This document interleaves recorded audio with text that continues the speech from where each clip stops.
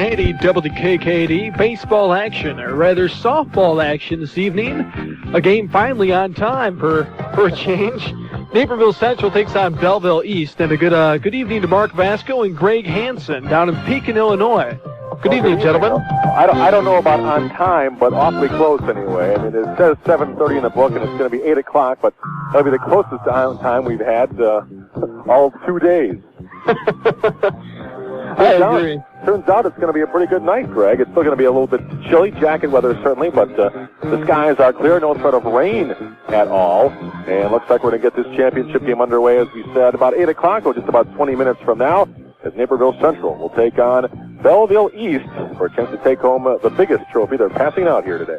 Boy, I say, it doesn't get any much bigger than that #1 trophy when you win the state championship in softball. Nice large trophy. We've seen it on display here for a while, as have the Redskins of Naperville Central, who have walked by it on their way into the dugout area. And for the first time in this tournament, Naperville Central will be the visiting ball club here at the beautiful diamond in Pekin. And that's a little bit of a surprise. I guess he's been able to win the flips so far, but I guess 2 out of 3 is not all bad either. Let's just hope that he can win 3 out of 3 and not 2 out of 3 in that situation.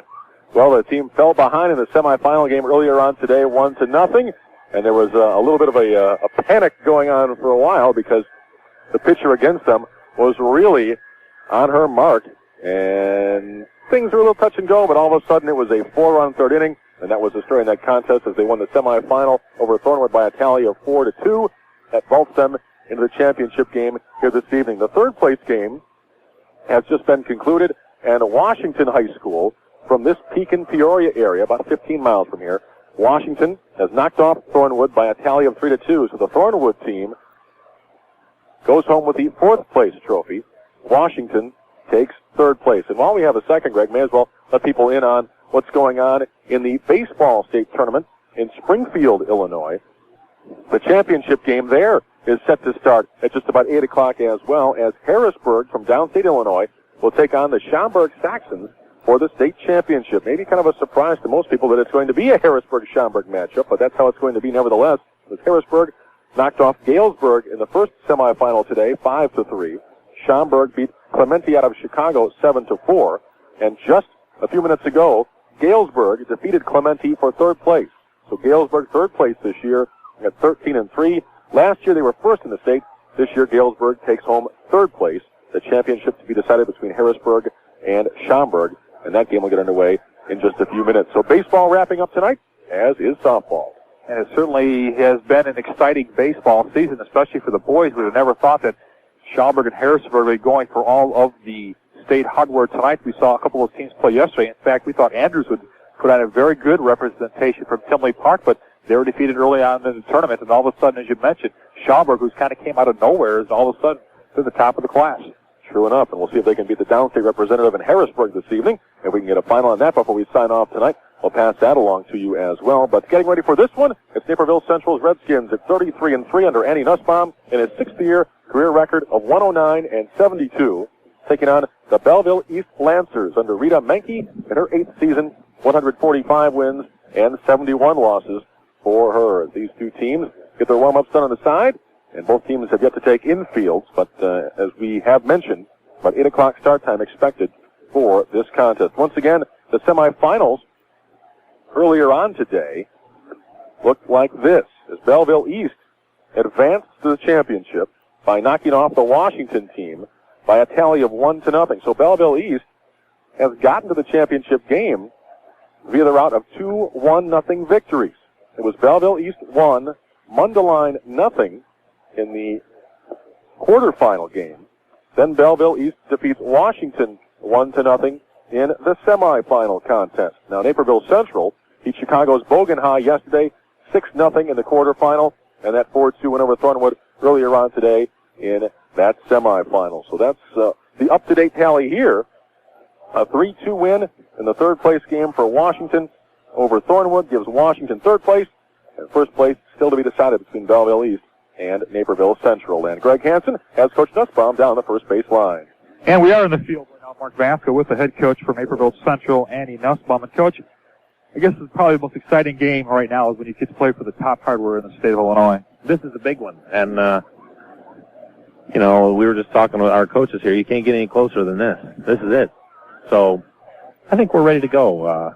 Maybe the girls might even be getting a little impatient. They got to get the field ready and everything. But I think we're ready to go. Is there any feeling in your mind as far as when the girls get to this point in time, they're playing probably the most important game of their high school career, and they have to play it back-to-back with games that just got done this afternoon. Any thoughts on maybe stretching the tournament out a little bit and give the girls a little bit of more breathing time so they can at least show their full potential and not have to throw 7 innings this afternoon, walk out of here at 2:30 or 3 o'clock, and come back at 6:30 or 7 like you are tonight? I don't know. It would be really nice, if we were to play the game tomorrow. I think you'd get a better showing on both Belleville East and Naperville Central. But there's several scheduling factors they have to get into and that kind of thing. I guess right now I'm not going to worry about that. Maybe next year when I'm down here by myself without the team, that might be a subject to debate. But we're ready to go now. So whatever happens, happens. I think. You're playing a very talented Belleville East squad today. That's 36-2 coming in. They got a good pitcher on the mound by Mickey McPherson, who's 21-1 with an ERA of .42. What do you know about this young talented lady? Well, we've seen her twice now here in the state tournament. She throws heat. She's probably faster than anybody we've seen. I would say probably up around our area. Kelly Seiler compares pretty favorably and is kind of the type of pitcher that this pitcher is. McPherson maybe with just a little more speed. But it's always a good point of reference for our girls, to compare to somebody we've seen before. And, of course, we were successful against. So we're just going to try to put the ball in play and get some runs. We haven't been shut out yet this year, and now's not a good time to start. It certainly isn't. It's so important in softball to get off to a quick and early start here. And I think you'll agree, today's key point in this afternoon's winning was the big inning you guys put together. How important is it for you guys being the visitors tonight, which is the first time in the tournament down here in Pekin, to get on the board early? I think it's important anytime in softball, in tournament softball especially, to get on the board early. We've had 7 tournament games. We scored in the first inning 3 times. We scored in the third inning twice. The latest that we scored was in the 4th inning, and that was in the first ball game. So it's pretty important, I think, for us to get on the board early, and it's a good confidence builder, too, for the girls, I think. Maureen Morris now has thrown 14 innings of fast-pitch softball down here in less than 24 hours. Is she still good for another 7 innings? Well, I think we're going to find out. I thought this morning Maureen was a little tired. She did not have her best stuff. I think the adrenaline that she got out of Ronica's 3-run triple might have been what carried her through the last 4 innings. We went back to the hotel and relaxed a little bit. Some of us, I went to sleep. I think Maureen went to sleep to try to pick up a few Z's, and I hope that's enough relaxation to carry us through. You mentioned the fact that the girls might be getting a little bit anxious since they are taking a little bit extra time here to get the field in preparation to play. Against McPherson, anxiousness I'm sure going to have to stay away from at the plate. You had difficulties earlier today when you took on the afternoon game where you're jumping on the high pitches early. That same problem could possess the same thing tonight. Yeah, and I think it's significant, too, that when we got to Zakulo, it was the second time around, hitting-wise. So we're going to have to be patient and, go up there and take our swings, but make sure we swing at something that's hittable. Just the kind of things that we've been doing in the tournament so far. Are there any injuries to be concerned with tonight for the Redskins after this afternoon's win? Not after this afternoon. Morris still ices every day, still working, wraps her finger, wraps her wrist. McDaniel, Shannon McDaniel bruised her shoulder last night, and so she iced this afternoon. But on Califano, I think it's pretty much full go on her foot, so we're okay. We're pretty healthy. Okay, thank you, Coach. Good luck this afternoon. Okay, thanks a lot. And like I was saying before, we're happy to be here, but we're hoping to win it. We hope you do too. Thank you, Coach. Thank you. There you go, Mark Vasco. Let's go back up to you in press row. All right, thank you very much, Greg Hansen. And we are getting ready for this championship game, Belleville East and Naperville Central. More interviews and more pregame conversation after this 1-minute timeout on 1580 WKKD. It's fun looking for the home that fits your lifestyle.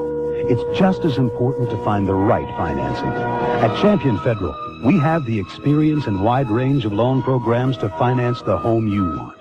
We offer 15 to 30-year fixed-rate loans, adjustable rate mortgages, FHA and VA, construction loans, and more. Whatever your needs, we're ready to help. Just find the house you want, then make it your home. With Champion Federal, we're equal opportunity lenders.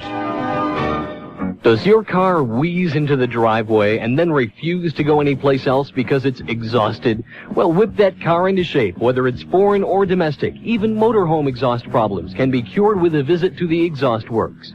Quality service, nationwide lifetime guarantees, and service while you wait. Mufflers, shocks and springs, and free estimates at the Exhaust Works. Rear coils installed for only $75 on most cars. The Exhaust Works, 1157 South Lake Street, Montgomery. Call 892-0344. And we come back to Mineral Springs Park in Pekin. And now Greg Hansen has Doug Duvall, the athletic director at Naperville Central. Okay, thank you very much, Mark Vasco. And we do have AD Doug Duvall. And I guess this is probably one of the most easiest weekends you've had in a long time down here, isn't it, Doug? It's been a lot of fun, Greg. I've enjoyed every minute of it. I know we were kind of around you and your group this afternoon, and there's some people in your traveling party here that are kind of loose, and there are other ones that are a little more tense than others. Well, you know, some people take it like it is, and other people are really serious. But everybody's got their mind in the ball game, players and fans alike, I think. We found it a little bit interesting in talking to you between games today to the fact that a lot of people wonder how you coordinate such an effort down here when you bring a ball club down here, and you're talking about some people behind the scenes that have helped you organize what's going on down here as far as getting people to the ballparks, arranging for small things like uniforms getting washed. Maybe you could talk a little bit about those things that are happening behind the scenes. Sure, Greg. When we won the first game of the sectional tournament, we started making some plans. Transportation, you know, it's over a 200-mile drive down, so kids that don't like to ride in a school bus, we started getting our vans together to get down at that point of time. We started calling ahead for hotels at that time. My wife didn't appreciate me putting, 10 rooms on my credit card that early and having to guarantee them, but you have to make those commitments. We contacted our parents, and we've got parents that wash uniforms. Our kids have been in a clean uniform after every game. I think that's important to kids, and we try to treat our kids first class, and the parents respect that, and I think there's another dimension that we can add to our kids and the program. I think that just goes on to say what a class operation and program that Naperville Central does have going in athletics, and this girls softball team is not the only ones who have excelled this year. There's been other sports as well. Well, last week at this time we were sitting up at Skokie at Niles West with our girls soccer team, and they had a great season up there. And we've had other kids this spring. We've had kids go to the state boys gymnastics meet. We sent our doubles pair up to play in the tennis. So, baseball went to and had a good season also and finished up in the regionals. So it's been interesting and a lot of fun this spring. Well, we understand that there's been some other adversities besides the adversities we see centered around the team, with Maureen Morris's finger being broken just after the regionals game that she played in. But we understand there's some other things that don't exactly see the face of the team here, but have a lot to do with the attitudes and some of the minds of what's going on with the athletics out there in the field. Anytime you deal with personalities, there's always a lot of human interest that goes into it. We've pretty much lived together now for the last 3 or 4 days, the kids all through the season, and a lot of things come up. Keely Eagle, our first baseman, also plays volleyball for us.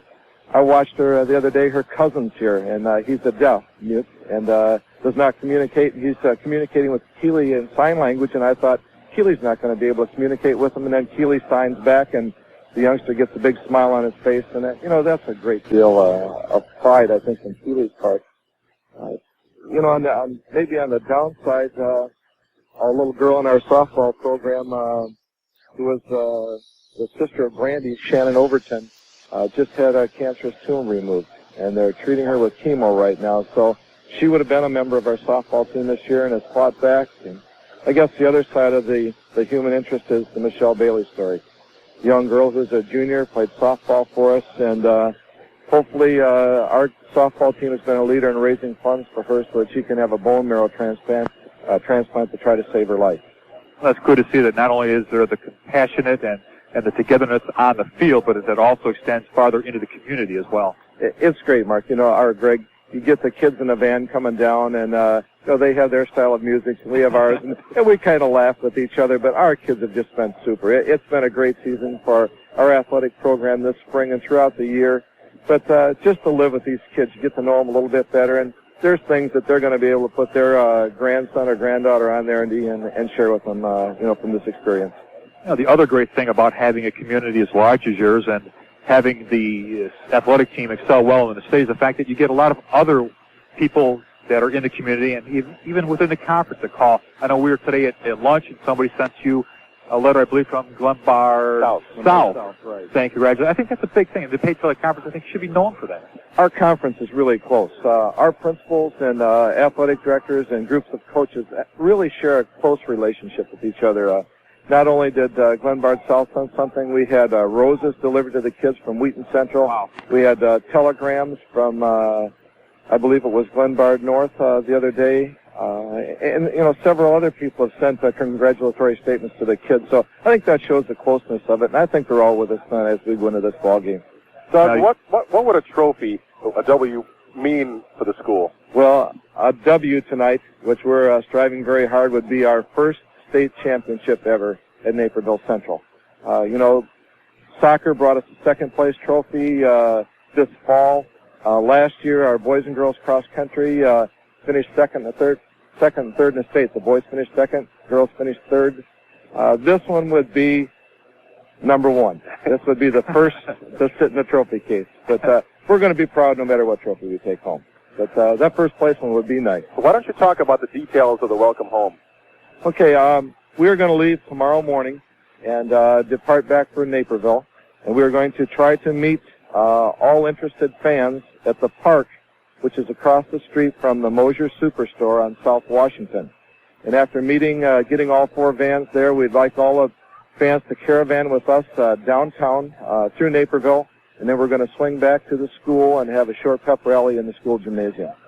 So that'll be at 12 o'clock, right across the street from Mosier's, where we will start the caravan. Great. So that's noon tomorrow for anybody interested. Tomorrow.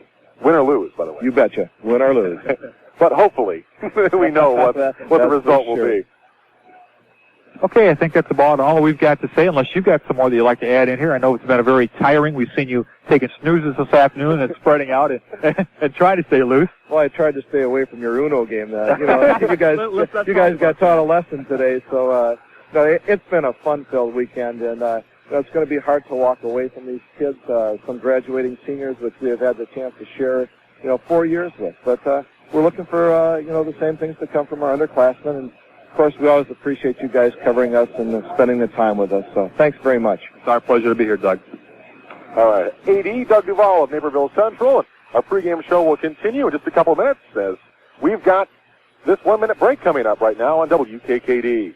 I told you we should have gone to Leonardi's. But, honey, that discount place gave us such a good deal on this washer and dryer. Yes, so we thought, until we had to pay for delivery, pay for someone to haul away our old washer and dryer, and now who knows how much we'll have to pay for service. Service? You mean you haven't noticed your lack of clean shirts for the last 2 weeks? The washer's broken already? You got it. So where's the service man? Now, that's a great question. If we had bought from Leonardi's, we could have gotten 1 year free service. And at Leonardi's, there's no charge for delivery, no charge for normal hookup, and no charge to haul away our old unit. And remember, Leonardi's only services what they sell. Do they have name brands? The best, like GE Model 7030 washers for $429.95, GE Model 5080 electric dryers for $339.95, and GE Model GSD 580 dishwashers for only $399.95. And you can't beat GE quality. Prices that low on General Electric? We should have gone to Leonardi's. You should go to Leonardi's, too. Leonardi Furniture, TV, and Appliances, 907 South River Street on the south end of Aurora.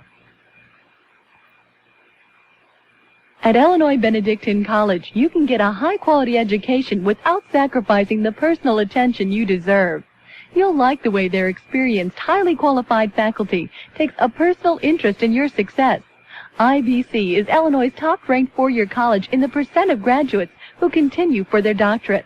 With their scholarships and financial aid programs, all the advantages of a private college becomes affordable.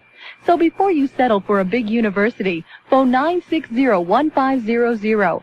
Illinois Benedictine College, your personal choice.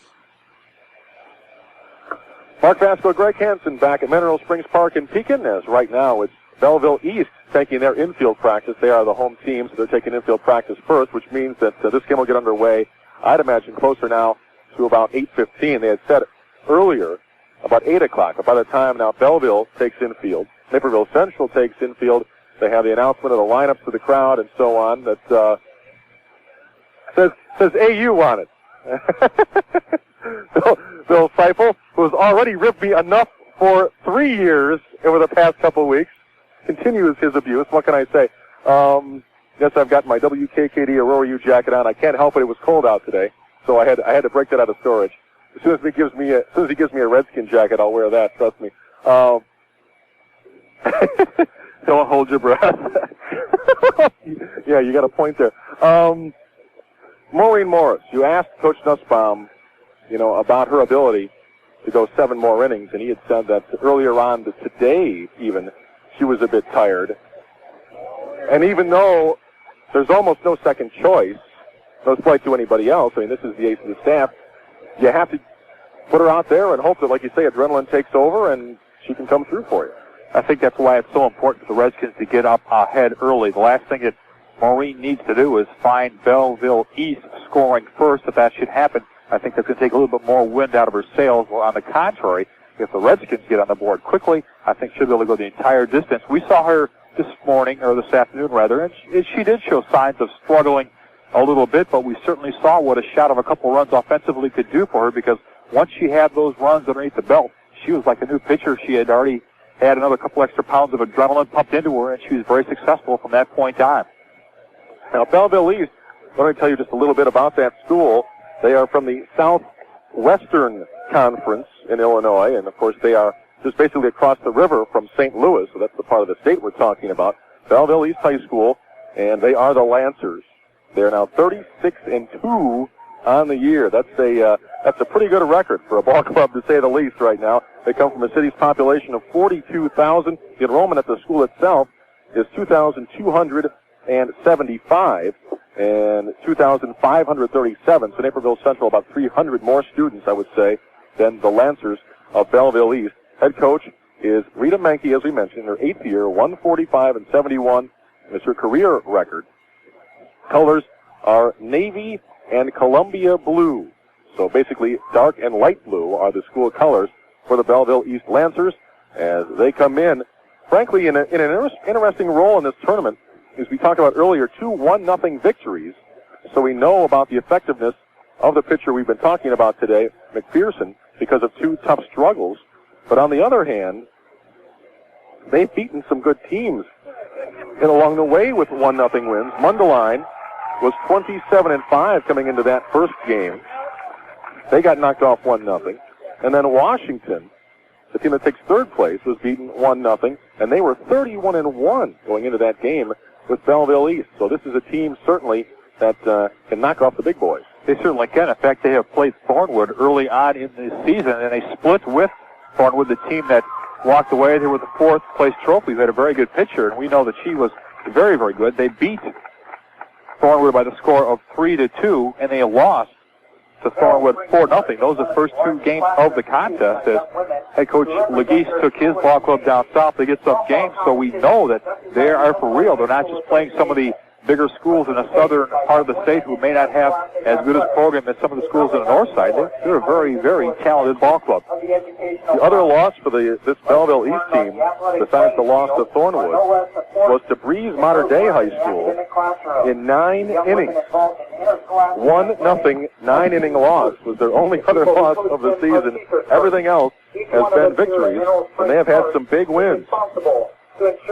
They beat Redbud 12-0, Granite City 12-1, East St. Louis Senior 11-0, Alton 10-0, Belleville Altoff 10-0, Granite City 10-0, Alton 18-0, St. Jacob Triad 15-0, East St. Louis Senior 15-0. I mean, they have some big wins throughout the year to get them here. Of course, for Naperville Central, they themselves have had some big wins, which we've talked about all throughout this tournament. Matter of fact, the only losses of this tourney for them, or this season for them, 11-2 to East Aurora, 4-3 to Glenbard North, 2-1 to Glenbard South. Everything else has been victory for Naperville Central.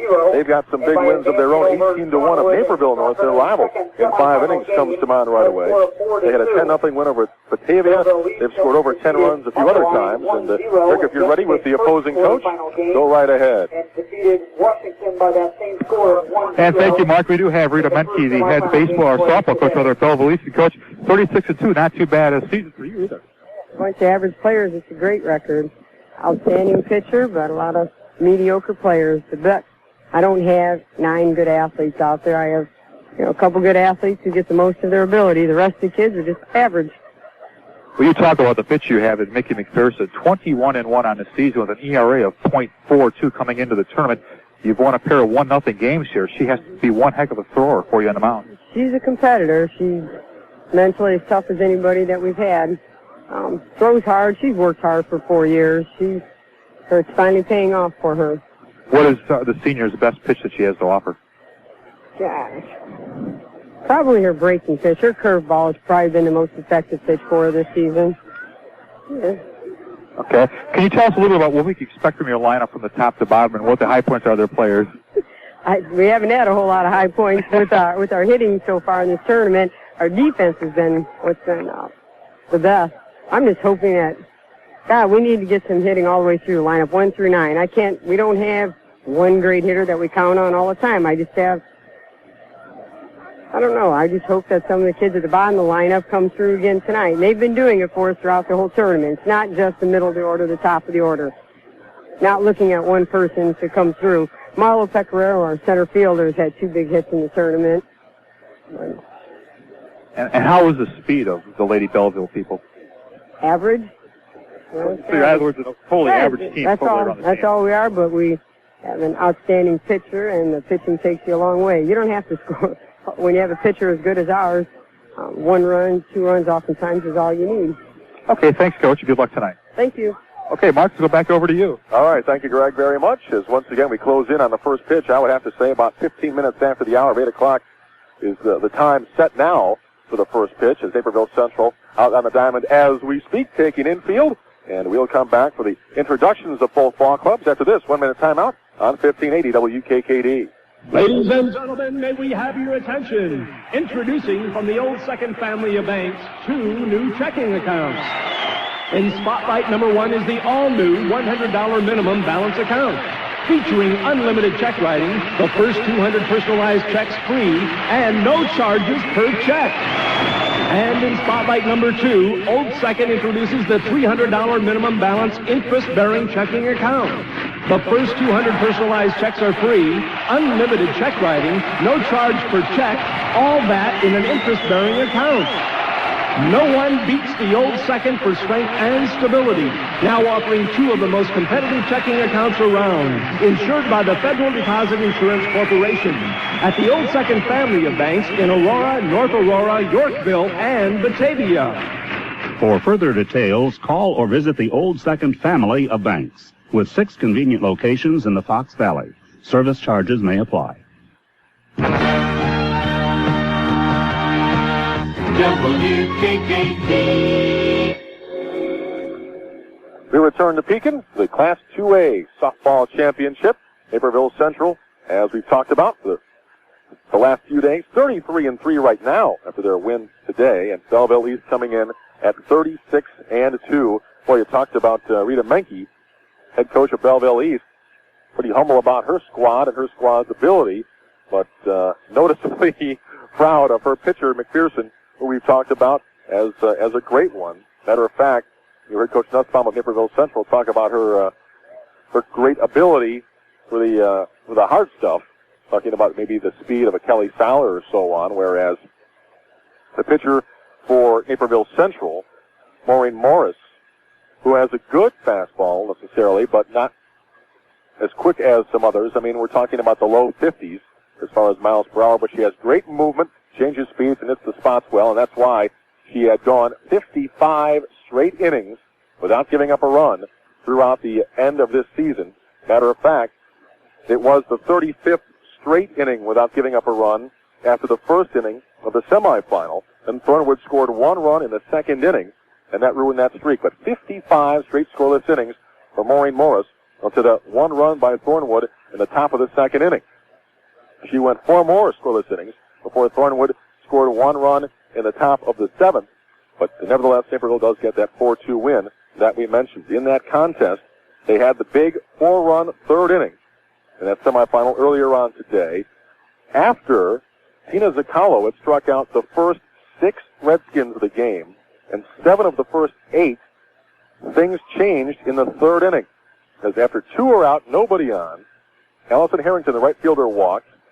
Kim Bunger, the second baseman, drew a walk. Sandy Benson, the first or third baseman, I'll spit it out, she singled to load the bases. Veronica Bennett, the center fielder, came to the plate and promptly hit a 3-run triple to straightaway center field. Maureen Morris then doubled her in. And all of a sudden you have a 4-run inning, all the offense the Redskins needed, and they had themselves a 4-2 triumph in the semifinal. And from the words of Coach Menke of Belleville East, it sounds like Naperville Central is going to have an easier time than they did in the semifinal, but against that pitcher, I just don't know.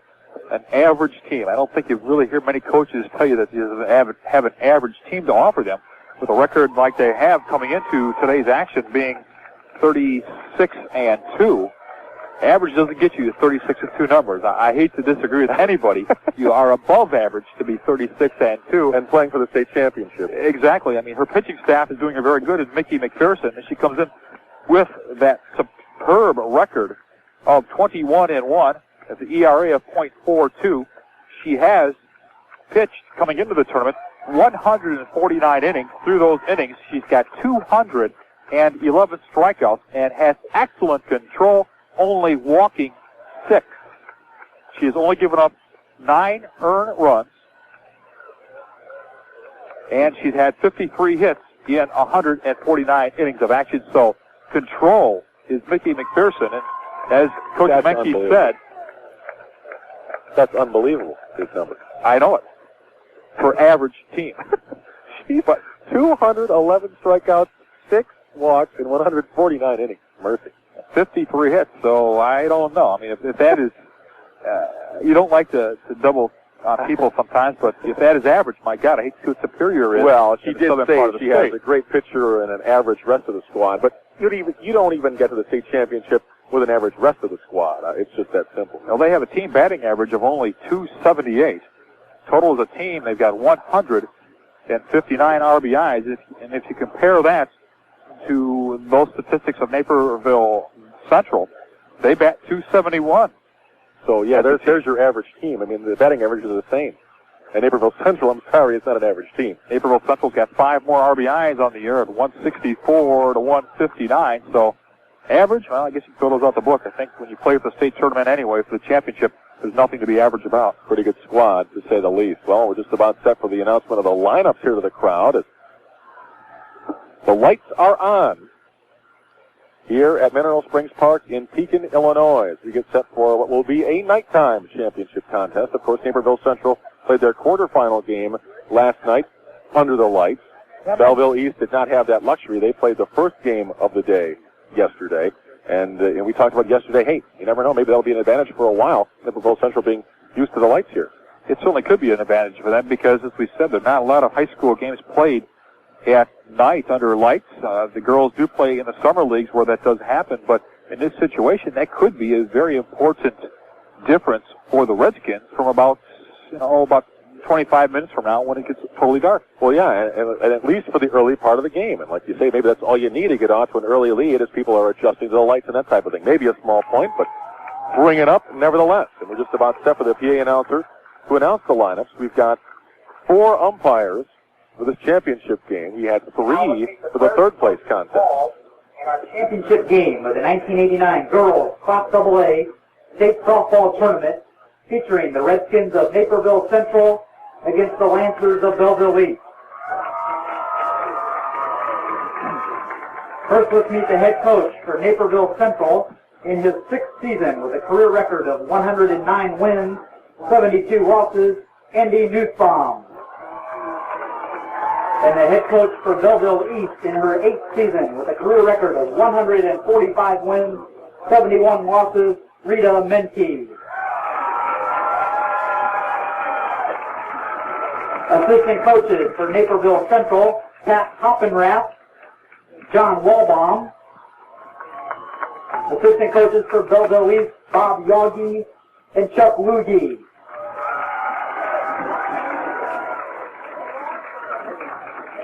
And now let's meet the players.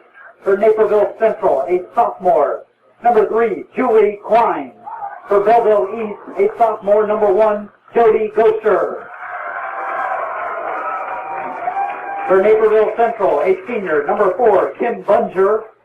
For Belleville East, a junior, number 4, Tony Abel. For Naperville Central, a junior, number 5, Liza Grandolfo. For Belleville East, a freshman, number 5, Dory Capoletti. For Naperville Central, a sophomore, number 6, Christy Straub. For Belleville East, a freshman, number 6, Becky Oplet. For the Redskins, a senior, number 8, Ronica Bennett. For the Lancers, a freshman, number 9, Robin Bates.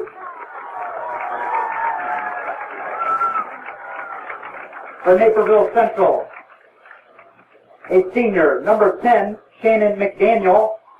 For Belleville East, a junior, number 10, Vicki Grawich. For the Redskins, a senior, number 11, Allison Califano. For the Lancers, a senior, number 11, Diana Michelle.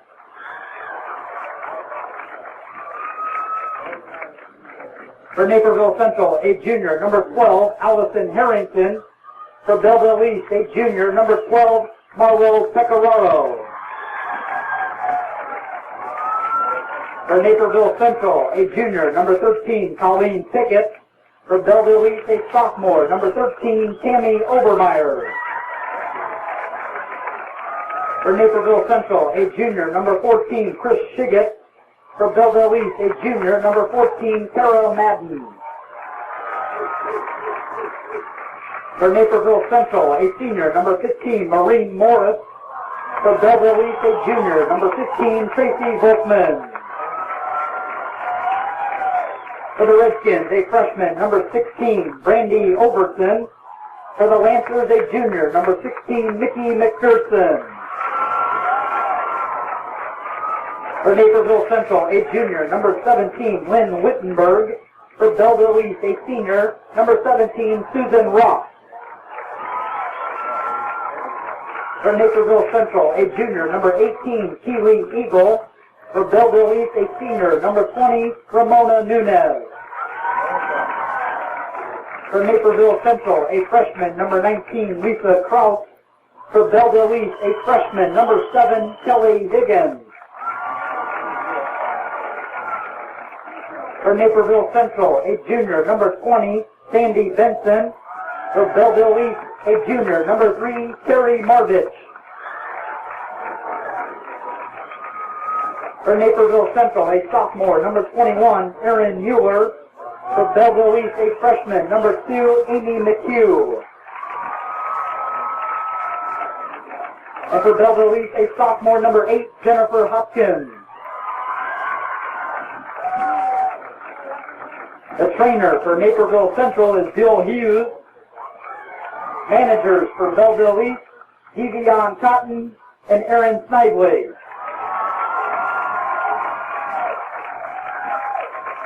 And the umpires for this championship game, behind home plate, Nick Fink. At first base, Glenn Kaufman. At second base, Barry Carlson. And at third base, John Edwards. Play ball.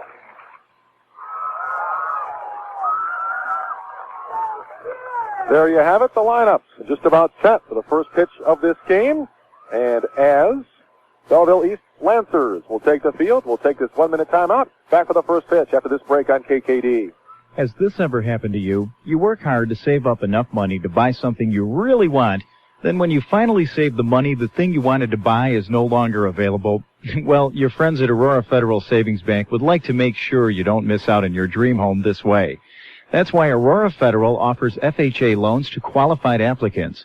With an FHA loan, the down payment needed to buy a home is less than with a conventional mortgage loan. That means you may have enough money saved for the necessary down payment on the home of your dreams right now. To find out, phone Aurora Federal's FHA specialist, Bonnie Kosowski, at 896-7000. Don't let your dream home slip away while you're saving for the down payment. To learn more about FHA loans and to see how much you can qualify to borrow, phone Bonnie at 896-7000. That's 896-7000. Or you can visit Bonnie at Aurora Federal's new West Aurora office at 2000 West Galena Boulevard. Let Aurora Federal help you realize the dream of home ownership now. Aurora Federal Savings Bank, an equal housing lender, members FSLIC. Mark Pasco, Greg Hansen back here in Pekin.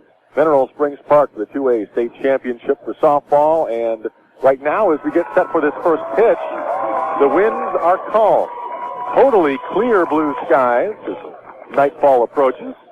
A little bit of a chilly evening, a little jacket weather, but all in all, great night for softball and a great night to crown a new state champion in AA. Defensively, let's take you around for Belleville East. Left fielder, Tony Abels. In center field, Marlo Pecoraro. And right field, Robin Bates. At third base, Tammy Obermeyer. Shortstop, Vicki Growich. Over at second base, Jody Goucher. First base, Ramona Nunez. Behind the plate, Kara Madden.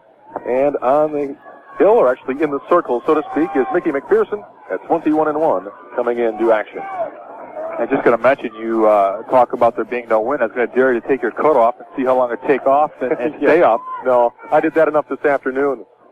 It certainly seemed like we were going to wear some holes in the armpits, taking things on and off so much this afternoon. The wind would die down, the sun would come out, you take it off, and it put it right back on again because you just could not stay ahead of Mother Nature.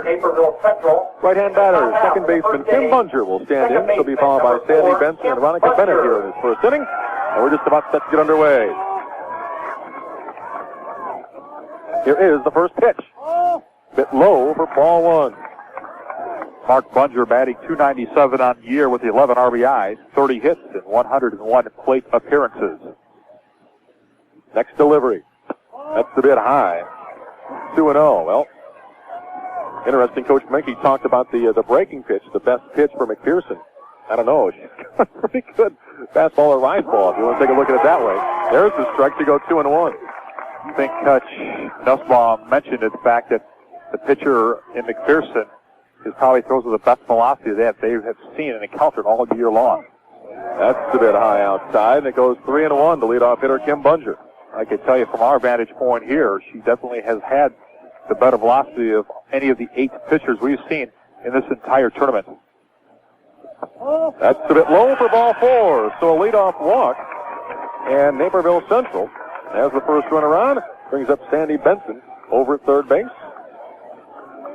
She will stride to the plate with a runner on, and nobody out. Well, Kim's got about 1/8 of all the walks given up by McPherson all year long as she's able to coax out a walk. You mentioned only 6 walks coming into the tournament. That's one heck of a statistic to have. Right-hand batter. Now we're set to go. Once again, the fences all the way around at 200 feet. Tried to bunt it, bunts it back to the screen. Foul for 1 strike. The field originally here at Mineral Springs Park, 270 all the way around, but they have shortened with a temporary snow fence, about 4 feet high, all the way around the field at 200 feet away. Not a lot of space at all between home plate and the backstop, and not much space at all down the lines in foul territory either. McPherson fixes a shoe, and now we're set again. 1 strike pitch. Swing and a miss, runner goes. The 2 attempt, throw down. Will be safe at second. Steal for Bunger. Bunger made a great jump on that ball that time, and by the time the catcher for Belleville, Kara Madden, had a chance to make a play down her, Bunger slid in underneath the tag, and quickly the Redskins have a scoring opportunity with nobody out in the top half of the first inning. Tag a bit high on the body as the foot got in front, and it's the steal. Runner in scoring position. 2 strike pitch. Ground ball foul. Matter of fact, that hit Veronica Bennett in the foot in the on-deck circle. That's one way to keep loose over there waiting to take your swing. No, there's got to be a better way. Stays 0-2. Here's the pitch. High pop foul, third base side. It's going to go into the stands. Stays 0-2. Benson hanging tough. For this weather tonight, more suitable for the opening of the football season in September for high school, let alone state championship softball actually being played. I would say a difference a day makes. Boy, it was hot and stifling yesterday. Not the case today. But at least no rain possibility. The pitch, outside. Becomes 1-2. By the way, Sports Channel is here. They are taping the game for rebroadcast. I believe it is the morning of the 18th of this month for this state championship game. Bloop in the infield. Coming over from first base is Nunez. It goes in and out of her glove and into the glove of the pitcher McPherson for the out. Well, that certainly is one of the things you have to contend with when you play softball is because of the amount of overspin that is on that ball. As you mentioned, Nunez squeezes the glove confidently and squirts out of her glove. And McPherson there kind of like catching up the kitchen scraps falling off the table, picks it up, and that's one of the weirdest putouts you'll write in your scorebook for a while. You're darn right. Well, the first break of this game goes to the Lancers, certainly. A runner at second, one out for Veronica Bennett. High outside, taken for a ball. Veronica Bennett has a great tournament so far. She had the triple in this afternoon's contest that broke open the scoring drive for the Redskins. 2 for 3 in that game. Swing and a miss for a strike. In the tournament against Bogan, she was 3 for 4. She has 5 hits in just 2 tournament games so far. And in softball, that's a pretty good feat. That's inside. Taken for a ball to go 2-1.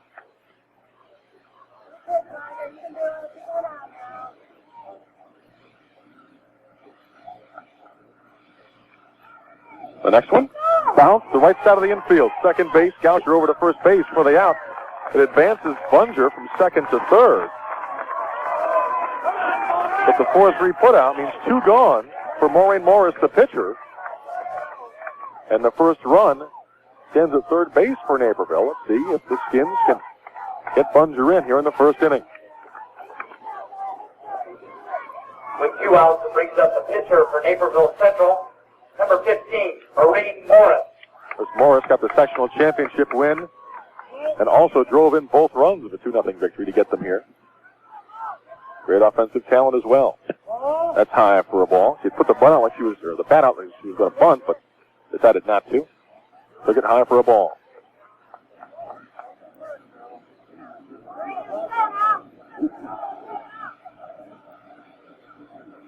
There's the strike outside corner.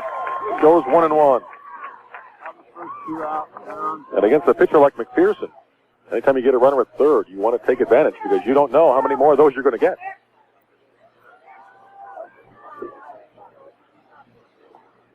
Swing and a miss. Could not catch up with the rise ball 1-2. I really think that's what makes the game of softball so much more exciting is the fact that you've got to capitalize on every opportunity you get. Unlike baseball, where you get quite a few runners on, softball you really don't do it. You got to capitalize on every one. But after a high one, fouled it back to the screen. Stays 1-2. A bit out in front of that pitch as well. Barely got the end of the bat on it.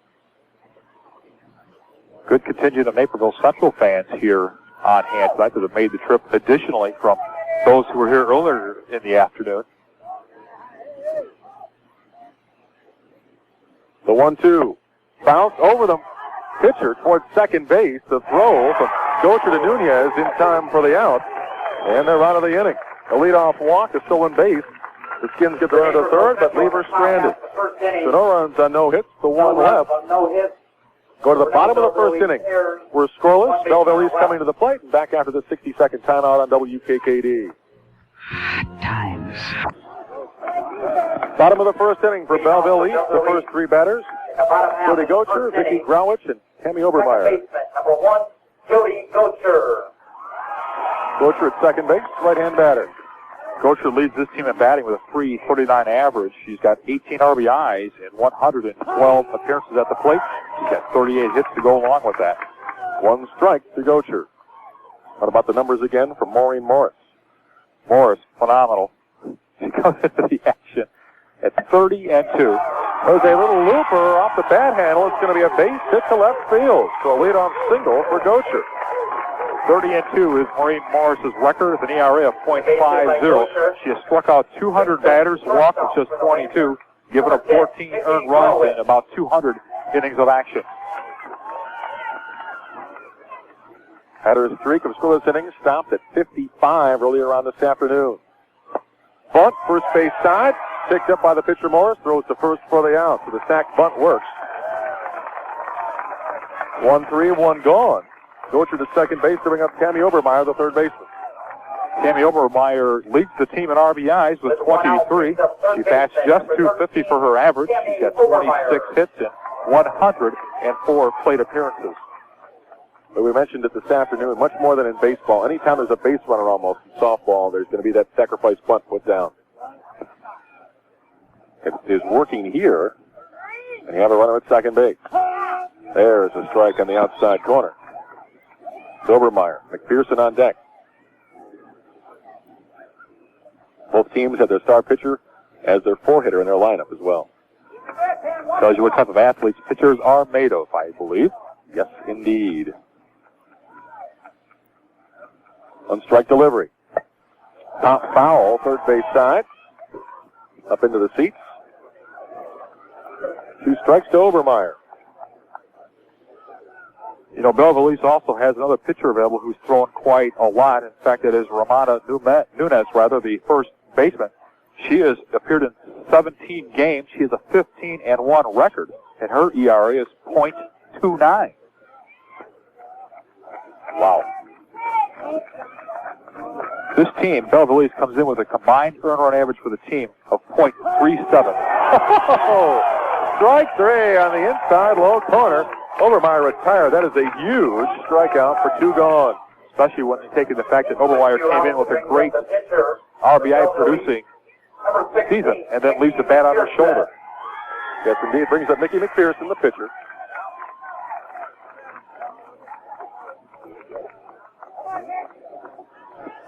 McPherson batting .306 on the year with 20 RBIs. That's high inside. Ball 1.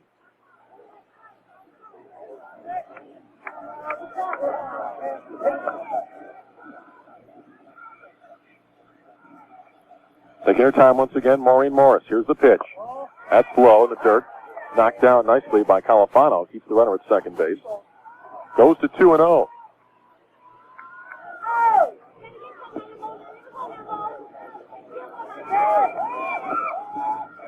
Stepping out, McPherson.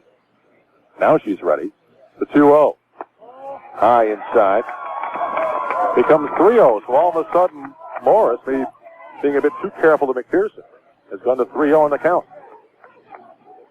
On deck, Pecoraro.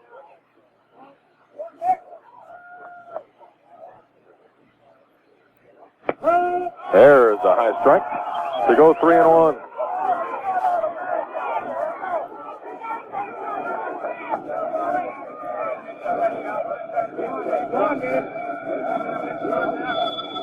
Here comes the 3-1. Line to right field. It is caught out there by Harrington. Moving towards the line. The line to right field ends the threat. No runs on a hit. The lead-off single. No errors. 1 left on.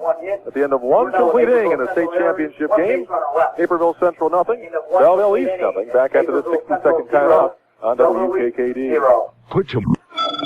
Top of the second inning. Scoreless in the championship. Shannon McDaniel, Aaron Mueller, and Keely Eagle coming to the plate. 5, 6, 7 for the Redskins. Shortstop, number 10, Shannon McDaniel. McDaniel came into the tournament leading this Redskins offense with a batting average of .343. She leads the team with 35 hits as well. She's got 19 RBIs to go along with those statistics. And Coach Nussbaum in the first base coach's box, looking in. First pitch. Low, rolled in. So ball 1 to McDaniel, the shortstop.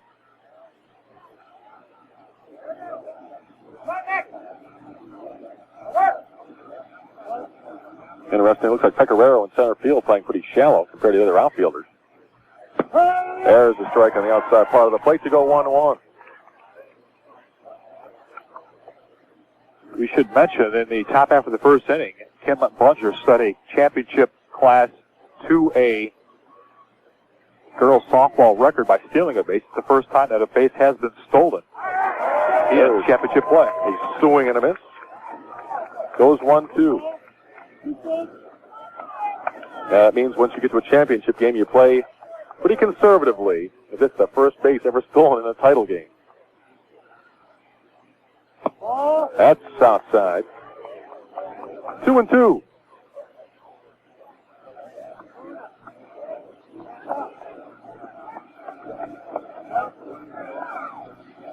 Back in the box, McDaniel.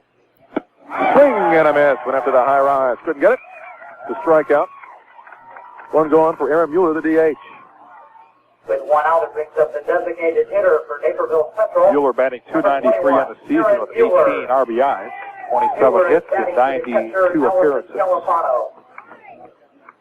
Mueller hitting for the catcher, Allison Califano, left-hand batter. Mueller ready. This is inside. Ball one.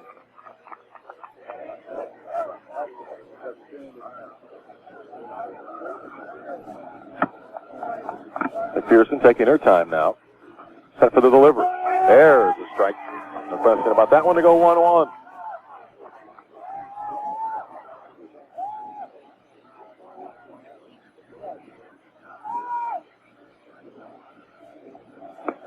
That pitch, low and away. Matter of fact, tipped off the glove of Madden behind the plate and rolls to the screen. Count becomes 2-1. Naperville Central, as you heard Doug Duvall before the game say, trying for their first ever state championship of any sort. Fly ball, short left field, coming on and over, dropping in front of left fielder is it. Abels could not get to it. It's the single left for Mueller. So first hit for Naperville Central in this contest. Base hit by Mueller brings up the first baseman for the Redskins. Run around for Keeley Eagle, first baseman. Grandolfo in the on-deck circle. Obermeyer in, very close to third base.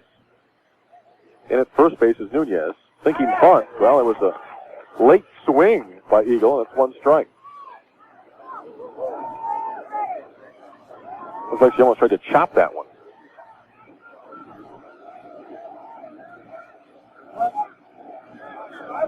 It's the 0-1 pitch. There's a strike. Boy, the toss back from Madden to the pitcher McPherson. Number one, it almost took her head off. And number two, she barely stuck the glove up in time to make the grab.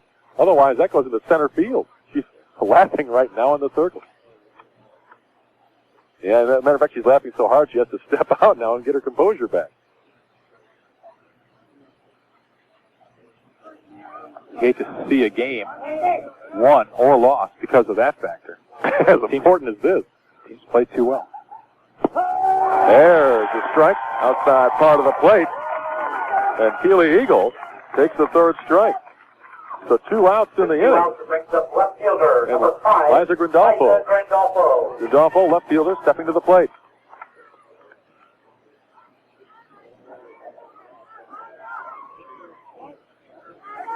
Right-hand banner awaits.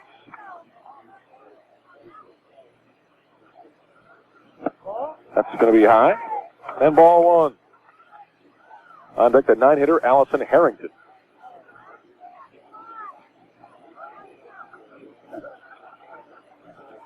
Right down the pipe for that strike. 1-1 count.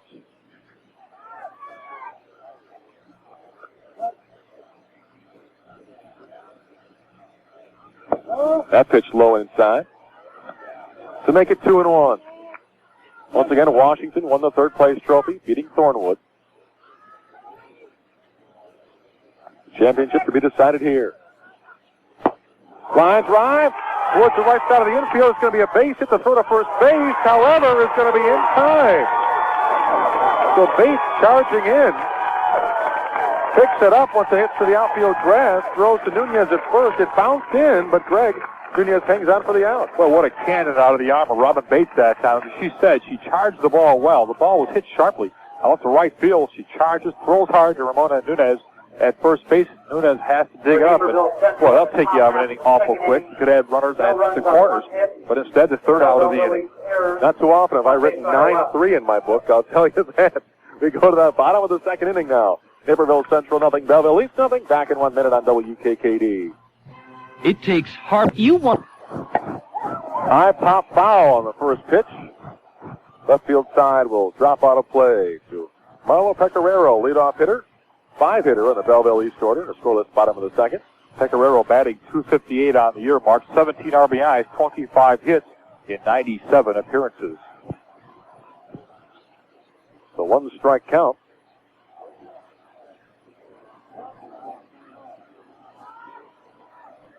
It's a sign from Califano. Swing and a miss for 2 strikes.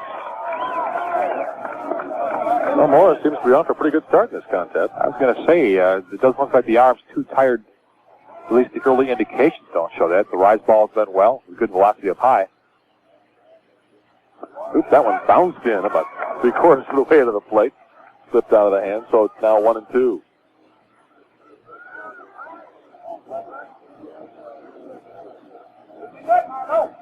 Timeout to bring a new baseball back in, or a new softball, as the case may be.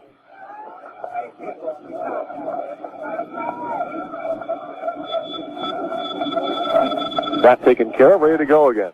Boy, great crowd on hand for the championship game. Just a couple of seats out in those temporary bleachers on the outfield fence, but everything else pretty much full. As there's a swing and a miss for the strikeout of Pecoraro. With 1 out, brings up first baseman, number 20, Ramona Nunez. So 1 gone for Ramona Nunez, the first baseman.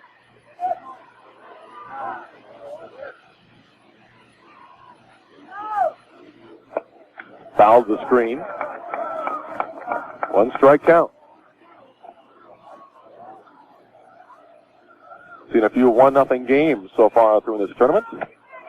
Have a feeling this one could be more of that fashion than a 6-0 game we saw earlier with Naperville Central beating Bogan. Pop-up foul back towards us in the press box. It's on top of the press box for a strike. 0-2.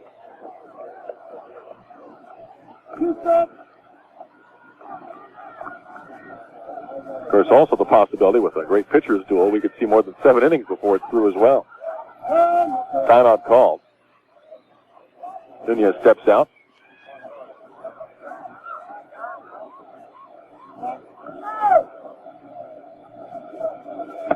That's high outside to go 1-2. So far, no runs on a hit for each team.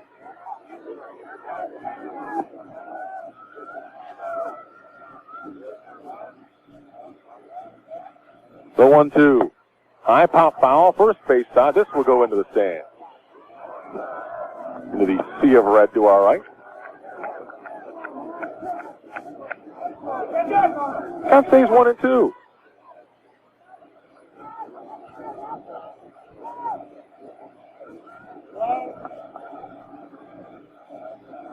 Sign given once again. Morris deliberate. Here's the delivery. Bounce foul, third base side. Bounces off the Belleville East dugout fencing. And we'll have the 1-2 pitch all over again.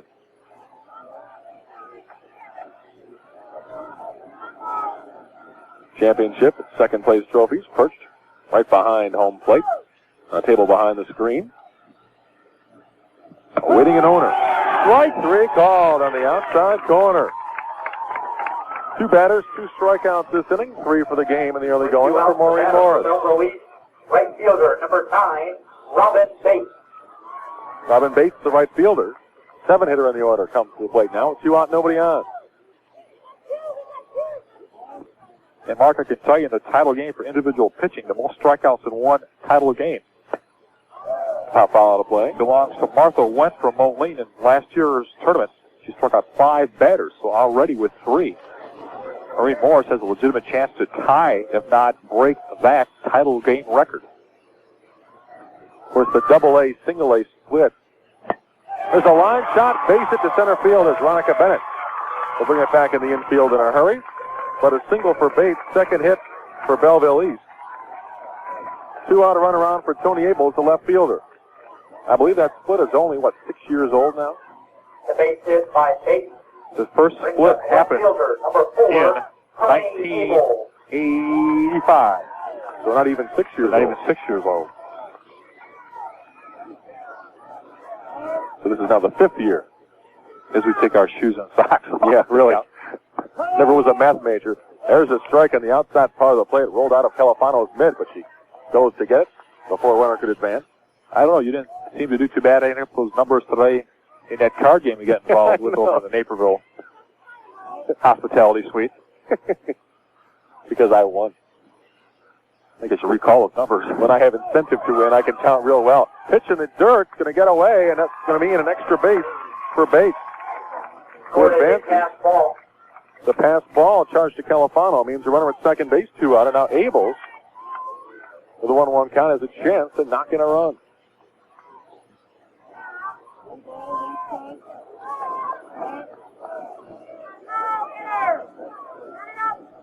One pitch.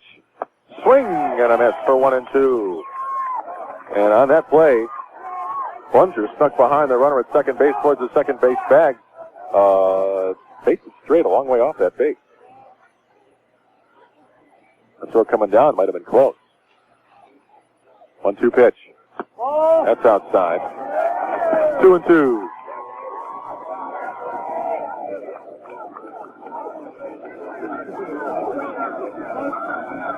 Abels had a notion going to the last pitch, but held up at the last second.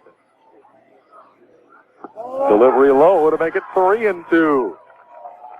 And Maureen Morris, with her blonde hair stacked atop her head, goes back into the pitcher's circle and gets ready for a 3-2 pitch. She can sometimes throw that rubber and look awful intimidating as she glares into, gets the side from Califano. The 3-2. High pop. Short left field. It'll be trouble, but it will be caught by Grandolfo, who came in a hurry and was able to make the play. I wasn't sure if he was going to drop between McDaniel, the shortstop, and Grandolfo, the left fielder, but the play is made. That's the one thing the Redskins have is a very good and speedy outfield. That shot filtered by Liza Grandolfo. In most baseball plays, the shortstop would have been there to take that ball, but not for Grandolfo. Grandolfo got a great jump on the ball, came forward and then a little bit to her right, and consequently the third out of the inning is had for the Redskins. So that completes the second inning of play. It's still Naperville Central nothing, Belleville East nothing. And back after this 1-minute break on WKKD. Allison Harrington. Top of the third inning for Naperville Central. It's 9-1-2. Allison Harrington, Kim Bunger, and Sandy Benson due up against McPherson. First pitch is high for ball 1. Harrington batting .224 on the season. 6 RBIs, 11 hits, and 49 appearances. That's a bit low. Becomes 2-0. I don't think there's any doubt McPherson has the best velocity of anybody here in this tournament. It's unfortunate we don't have a jug machine here to see exactly how fast she's throwing. Where's Dave Randall when you need him? There's a strike right down the middle to go 2-1.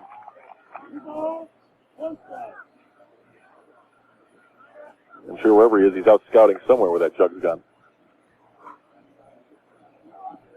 Ooh, high and tight. Knock Harrington back. 3-1 now.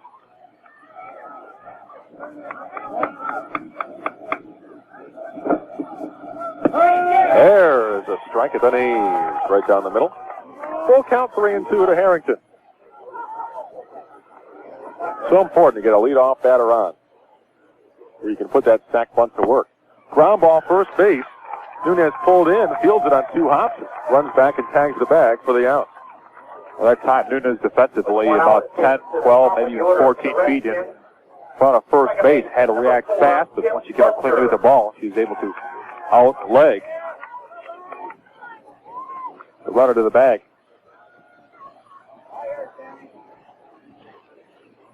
If it was not hit right at her, she'd have had some trouble because she was in so close, but as it was, right on the line towards Nunez, able to make the play. So Harrington retired, brings up Kim Bunger, the second baseman. Walked, stole a base the first time, stranded at third in the first inning.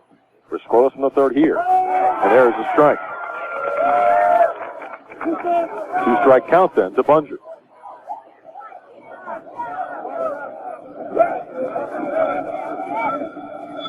The pitch, way high. 1-2.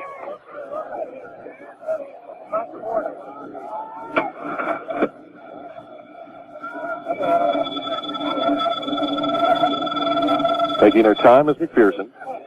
Had to adjust the shoe there for a moment. Now ready. 2-strike pitch inside. Actually now 2-2.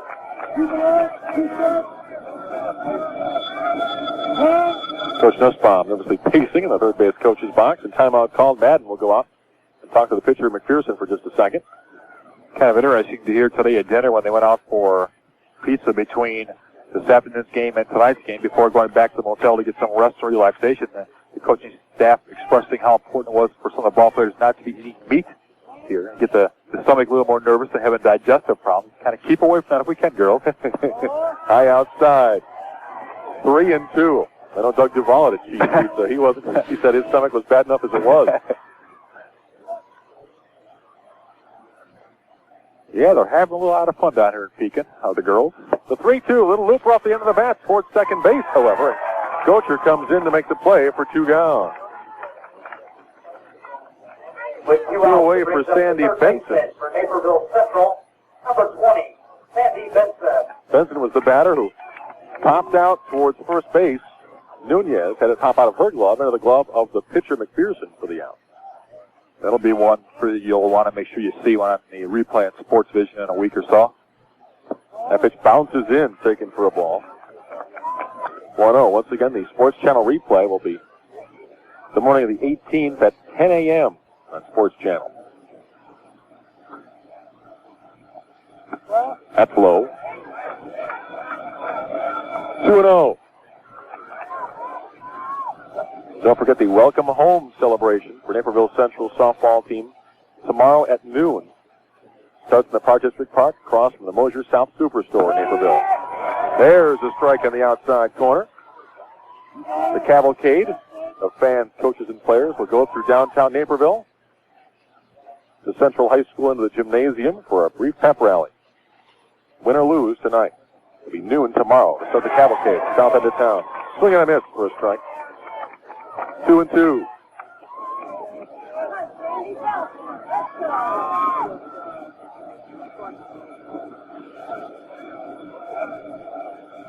Shakes off a sign, does McPherson, and a 2-2. The rise, pop foul behind home plate, and that will hit the top of the press box and drop down.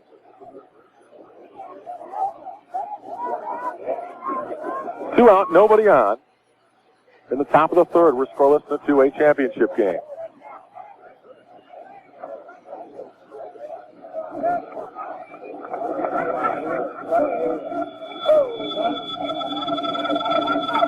Ready now for the 2-2. Once again, McPherson shakes off a sign, and seeing that, Benson will step out.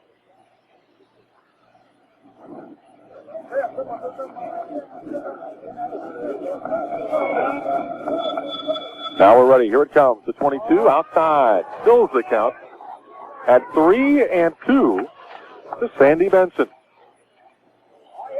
But through the first 2 innings, Naperville had a runner on.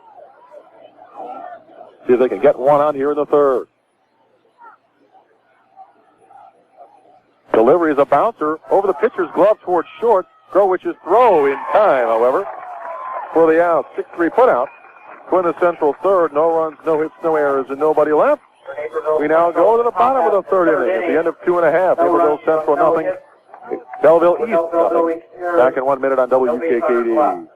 The designated hitter, number 17, Susan Ross. Bottom of the third inning for Belleville East. It's 9-1-2. The DH Susan Roth and top of the order, Jody Gocher and Vicki Growich. There's a strike on the outside corner. One strike to Roth, who's sitting for the catcher, Matt. What's the average for our 9 hitter? Susan Roth's average coming in was .312 into the tournament action. 7 RBIs to go along with 15 hits and 48 appearances. 1-1 count.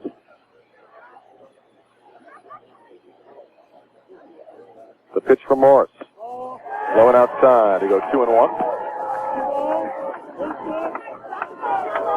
The 2-1 count.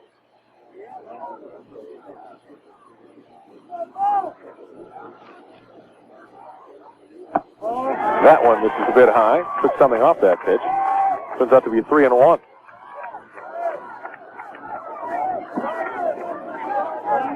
We'll see if Belleville East will be involved in their third straight 1-0 contest here. Championship Series. Swing and a miss to come 3-2. Morris has had a lot more long counts than she's used to, especially today in both the semifinal and in this one. That high for ball 4. Look at An uncharacteristically high 4 walks in the semi today. Gets a team like Belleville in a championship, that may come back to haunt you. We talked about how every base runner becomes so important. Right you are, and with that, they're going to be substituting a base runner in right now, and running now for Belleville East will be Becky Opes at first base now. Becky, a freshman, coming in with some speed on the bases for head coach Rita Metke, trying to get something going here in the bottom of the third inning. And what's so important, as we said, about getting the leadoff runner on, that means you can put the bunt down and start moving them around the bases. When you get to this level, the teams are so much more disciplined in the strike zones, and they're so more disciplined as far as sacrificing the ball. They seem to have it down to a real science. The bunt right back to the mound. Once again, only played at first base. Morris does so and goes for the out. You know, Mark, with the base paths only being about 60 feet apart from each other, there's really no consideration at all for the pitcher to even look to second base, because by the time she even glances over there, she may have taken too much time to even go to first base for the sure out. Yes, indeed. So 1 out, runner at second for Vicki Growich. For herself, a sacrifice bunt so far in this game. Growich again batting .333, leads the team with hits at 33 hits as well. 18 RBIs. First, the thing that can backfire about a sac bunt is if you pop it in the air. There's a strike on the inside corner. Because if the batter takes off, want to get a good jump. We see it happen in the air. That could be the double play. We've certainly seen it happen a couple of times here with these pitchers with the good rise ball working. Those batters will pop it up, and all of a sudden it's a double play. The 1-0. High outside. It goes 2-0. Belleville East has kind of a different looking batting helmet than most teams have. They've got a small powder blue stripe that goes around the ring, basically, or the crown of the head in a circle. You don't see that too often. Ground ball, deep short. It's going to be a base hit to center field. Veronica Bennett will bring it into the infield in a hurry. Throws it in the middle of the diamond. Then all of a sudden, it's the best rally for any team so far. At first and third, only 1 out for the 3-hitter, Tammy Obermeyer now. Obermeyer leads this ball club with RBIs at 23 marks. She bats .250. She's got 26 hits and 104 appearances at the plate. Brings up third baseman, number 13, Tammy Obermeyer. Obermeyer has taken a call third strike so far 0 for 1. First and third, 1 out. Let's see if they want to send Growich, the runner at first. So to take away a ground ball double play possibility. And maybe draw Naperville into throwing down with a possible double steal.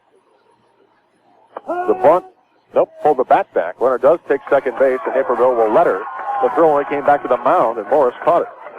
Well, I tell you, the base runner at first base, Ope now, but Groucher now looked almost like she had left early. I'm surprised it did not appeal. I was watching it myself to see how soon she's going to leave off on a pitch. And from my vantage point, it certainly looked like she had left first base before the ball had left Maureen Morris's hand. As it is a steal. Second and third, 1 out. There's the strike on the outside part of the plate. So now 2 strike count. To Obermeyer, this would be a huge strikeout if she could get it. Of course, she doesn't have to be all that selective in putting it right down the center of their plate. She does have first base open and still would bring up the cleanup hitter, but it would still then enable you a force out anywhere on the diamond. The 0-2. Bouncer, deep short. It's going to go through for a base hit. 1 run is in, and that's all they will get. The throw to the plate. The runner's going to take second base. So the throw to the plate on that attempt is going to be out at home. Actually, good defensive execution by Naperville and risk-taking by Belleville that backfired. It certainly was, as they did send the runner from first to second on the throw to the plate. They tried to go over to second base to not Benson, but to second baseman Bunger. Bunger threw right back to the plate to Califano. Califano puts the tag on high, holds onto the ball, doesn't have it squared away. Good defense there by the Skins to shut one down at the plate. For Obermeyer, and it brings up the pitcher, number 16, Mickey McPherson. So 2 out in the inning. There's a lone runner at third, and it brings up McPherson. There's a strike on the outside part of the plate. Off the big run to cut down at the plate as well, Mark. To say the least, in a 1-0 now, Belleville lead here in the third. And the walk comes back to haunt Morris. High pop, behind first base, going back and making the grab just inside the foul line is Eagle to retire the side. So the top the third, first ends the third, I should say. 1 run on 2 singles, no errors, 1 left. Bottom half of the third inning. And now we go to the top of the fourth at the end of 3 complete. Belleville East 1, Naperville Central nothing. Back in 1 minute on AM Stereo 1580 WKKD. We go now top of the fourth inning. Naperville Central trailing 1-0. And maybe to turn the tide, let's hand it over to Greg Hansen. Thank you very, very much, Mark Vasco. And to start the fourth inning, it'll be the number 3, 4, and 5 batters for the Redskins. Veronica Bennett steps in and takes the call. Strike 1, let her high. Bennett grounded out to second. Her first appearance back in the first inning. She's trying to tie a state record, correct? That is correct. She has 5 hits in the tournament. She needs 6 to tie the state tournament. Next pitch in high for a ball. 6 hits would give her a tie for most hits in the tournament for 3 games. 1-1 pitch on its way down the middle. Takes a swat at it. Can't connect. Falls behind now. 1-2 to Bennett. Maureen Morris will be next, followed by Shannon McDaniels for the Redskins. Pitch on its way. High and fouled out behind us. 1-2 the count. That pitch almost similar to the one that Bennett hit for a triple in the semifinal game this afternoon. In an inning that saw Naperville score 4 runs. 3 of them on her triple. 1-2 the count to Veronica Bennett. Redskins looking to rally some runs here in the top half of the fourth inning. Pitch on its way. Nibbles on the inside corner and gets it. So a call first strike to Veronica Bennett. Bennett not too thrilled with the call. I thought there might have been a bit inside. I think that's what she was thinking, but the call comes nevertheless and went away. That'll bring up pitcher Maureen Morris, who also in the second inning grounded out to second base. Maureen, a good slugger as well. We mentioned her batting accomplishment. This one, she gets a piece of it, fouls it back to the screen as McPherson throws a drop there. Moore's barely able to connect on it. So quickly, Maureen falls behind the count 0-1. Well, for a day that had a lot of clouds around all afternoon. Sure is clear up nicely tonight. Next pitch on its way. Swung on lazily behind shortstop there with the catch on the pop-up is Growich, 2 down. With 2 outs, the batter for the Redskins. Interesting that with the quality of pitching, I guess, more than anything else, we just have not seen too many hard-hit balls throughout the entire tournament. Bennett's triple really was almost the hardest hit we've seen. No home runs to speak of, and not even that many deep fly balls, really. Yeah, we really haven't seen anything hit to the fence on a fly or even a one-hopper to the fence. It's all been ground ball singles really throughout this tournament. That'll bring up Shannon McDaniel for the Skins, who takes the first pitch for a strike. McDaniel's first appearance back in the second inning, she struck out. No home runs at all. The 2-day 2A tournament. Only 1 home run was hit the entire 1A tournament. This one catches the inside corner of McDaniel as well. And quickly, Shannon now falls behind 0-2.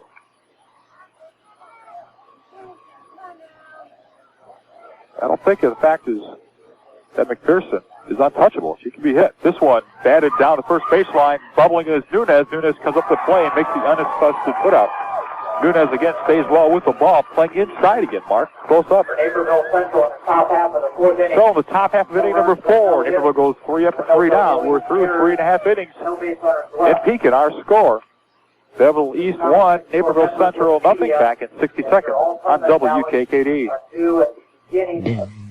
We'll help you turn your credit rating around at Cotton Cane Ford in Carroll Stream. You have my word on it. Call 682-9200. That's 682-9200 for more information.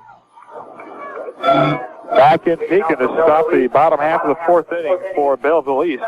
It'll be the center fielder, Marla Pecoraro. She struck out back in the second inning to start the second inning. Maureen Morris on the hill. This one swung on and missed. Good movement that time by Maureen Morris on the mound. quickly gets ahead of Marlowe, 0-1. We look over to the Sea of Reds. Nervous faces a little bit over there, wondering what it's going to take to solve McPherson. Pitch swung on, slapped out into... No, it's not. A leaping catch by second baseman Kim Bunger. I thought it was going into the gap into right center field. What extension by Bunger.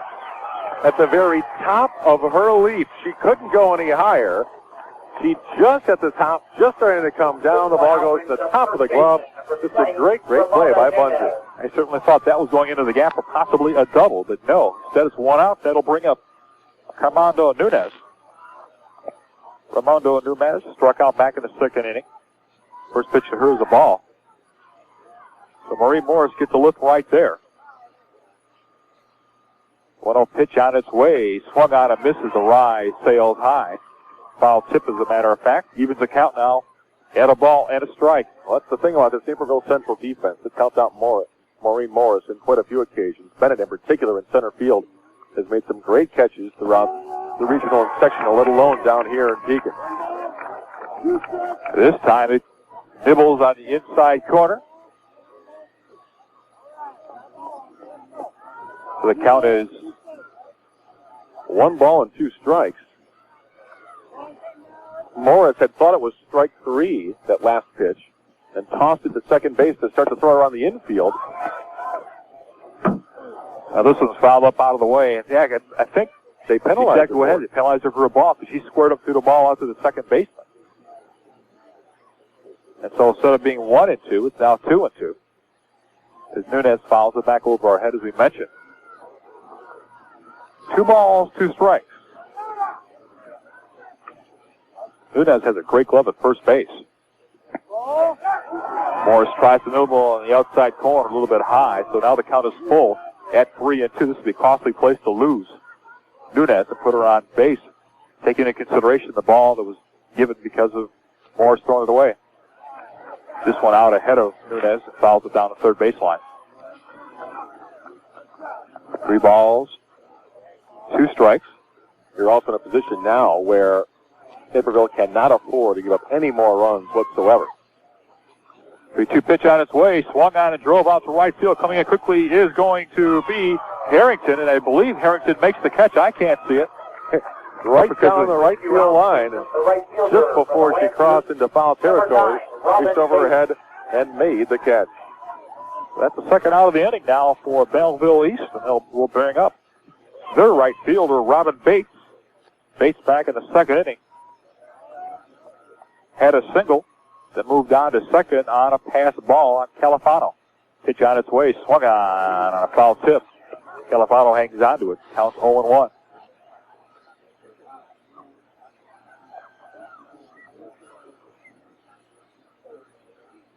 Morris gazes into Califano. Here's the pitch, a little bit low on the outside corner. Evens the count now at 1-1. For the Redskins, Benson at third, McDaniel at short, Plunger at second, and Eagle at first. This one slided down to first base, and there for the unassisted putout was going to be Eagle. She has a drip out of her glove, goes into foul territory, but she touches it in fair territory. It's going to be an error on Keely Eagle. Well, and she was right by the first base bag, knocked it down. As she went to go pick it up, she inadvertently kicked it out of her reach, and then tried to lean over without taking her foot off the bag and pick it up that way. Well, that cost her because it rolled too far away. By the time she finally realized she had to go get it, it was too late. There's a runner at first. So Eagle gets pushed on with the air. It'll bring up the number 8 batter, Tony Abels. She flew out left field last time. Here's the bunt in front of the plate by Morris. Morris throws over to Eagle, and the Redskins get out of the inning despite the error on Eagle. But in the inning, Belleville sends 4 batters to the plate. They leave one on. We've gone through 4 complete innings. Our score, Belleville 1, Naperville Central nothing. Back in 1 minute on WKKD.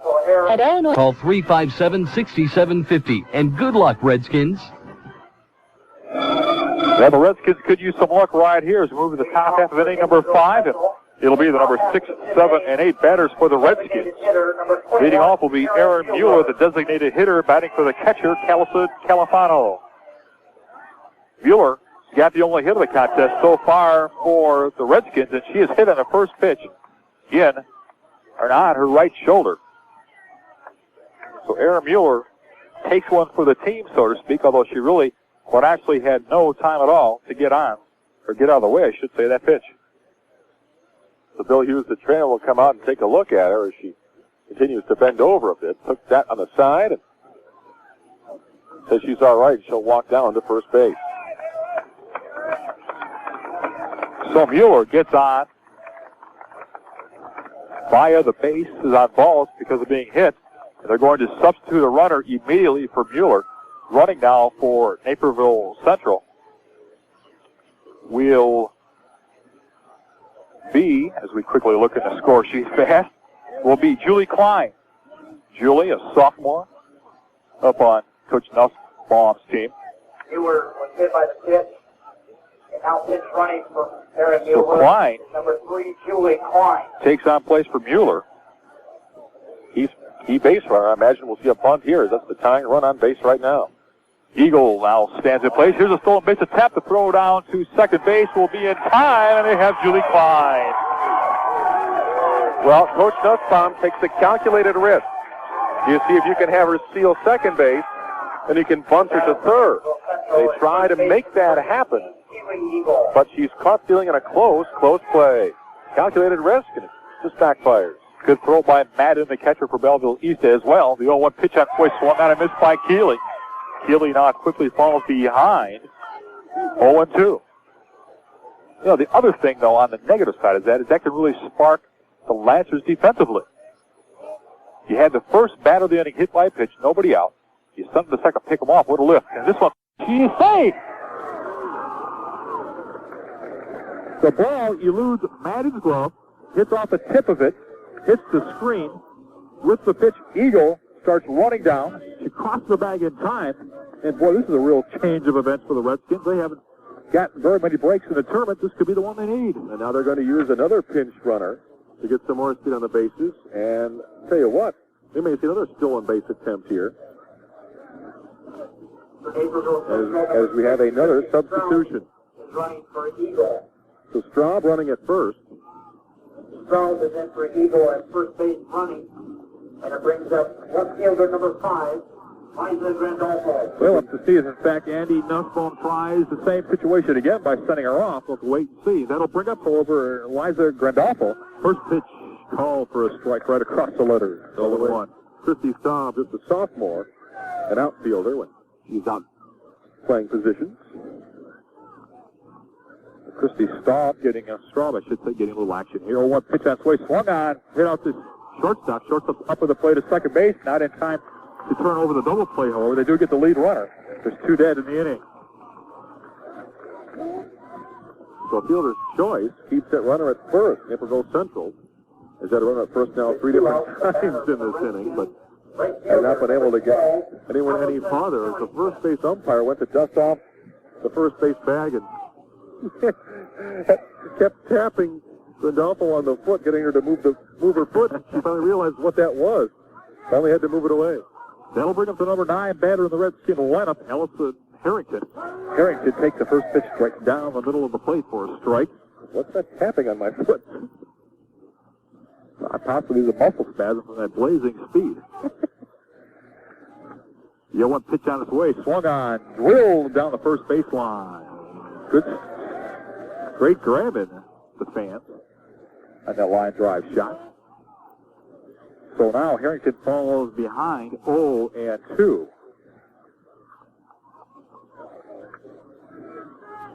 Allison needs to get tough right here. 0-2 pitch out the way, swung on. Says she hangs tough, fouled off behind us. So Harrington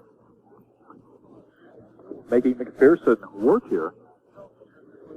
And I think each time these skin batters come to the plate and they make some contact, they can get some more confidence. The only problem is time is one on and miss. Foul tip.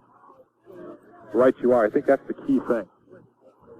We saw it happening in a semifinal game today, Mark, where they were a little bit leery of being able to hit against Tina.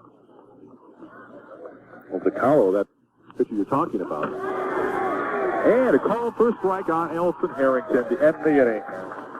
Zacalo is her own state record in this tournament for 12 strikeouts in a single game, which she's done twice. That's pretty spectacular, to say the least. Yes, indeed. So that will end the fifth inning, or the top half of the fifth inning, I should say. There were no runs, no hits. We'll go to the bottom half of inning number 5. Our score, Belleville East 1, Naperville Central nothing, back in 60 seconds on WKKD. Mid-America Federal, member FSLIC. And back at Mineral Springs Park in Pekin, Illinois for the Class AA Girls Championship game for softball. The bottom half of inning number 5 for Belleville East will be the number 9, 1, and 2 batters to face. Maureen Morse, first pitch. Call for a strike high to Susan Roth, the designated hitter, who hits for the catcher, Kara Madden. Back in the third inning. The batter for Belleville East, number 6. Susan Roth was able to reach out of bases on balls and scored the only run of the contest.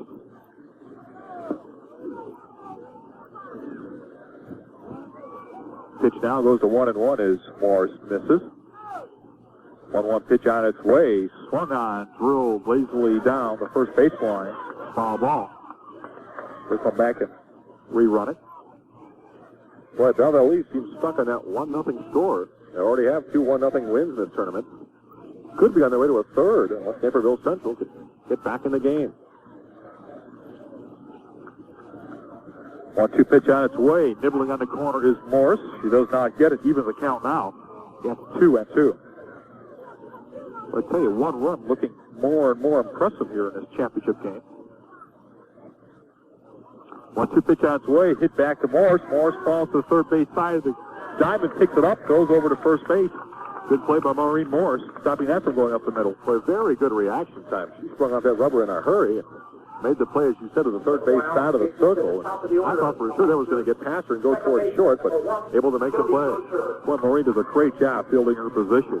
Stops a lot of stuff going right up the middle. They'll bring up the top of the order in, and Jody Goucher. Goucher got a single back in the first, sacrificed back in the third. First pitch to her is called for a ball. On deck is Vicki Gravich. 1-0 pitch on its way. Drills it right down the center of the plate, does Maureen Morris. Evens the count now at 1-1, I thought. Didn't they call that a strike?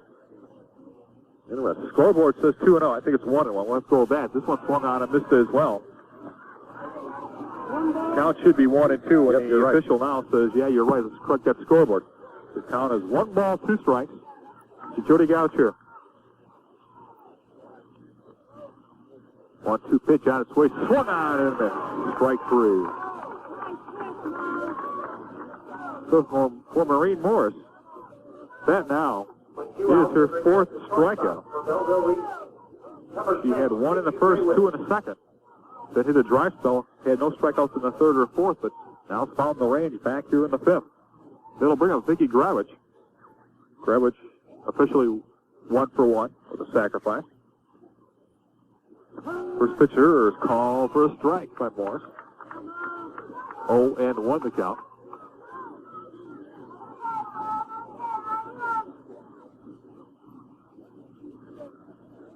The count. Swung on and drills down to Benson the third, who knocks it down, picks it up, throws across the diamond, but not in time. Benson makes a great stop just in bringing that line drive shot down and keeping it in the infield. However, can't get up and recuperate. Fast enough base hit to Broward. He came this close to hanging on to that hard shot. I mean, it was hit like a rocket towards her glove. She was able to knock it down, but almost hangs on. It just squeaks out. Turns out to be a base hit. Pinch runner now for the Lancers. Running now for Grawich will be... Well, we don't have a number 4. That's right. That's number 8. There's not a number 8 on the roster that we have.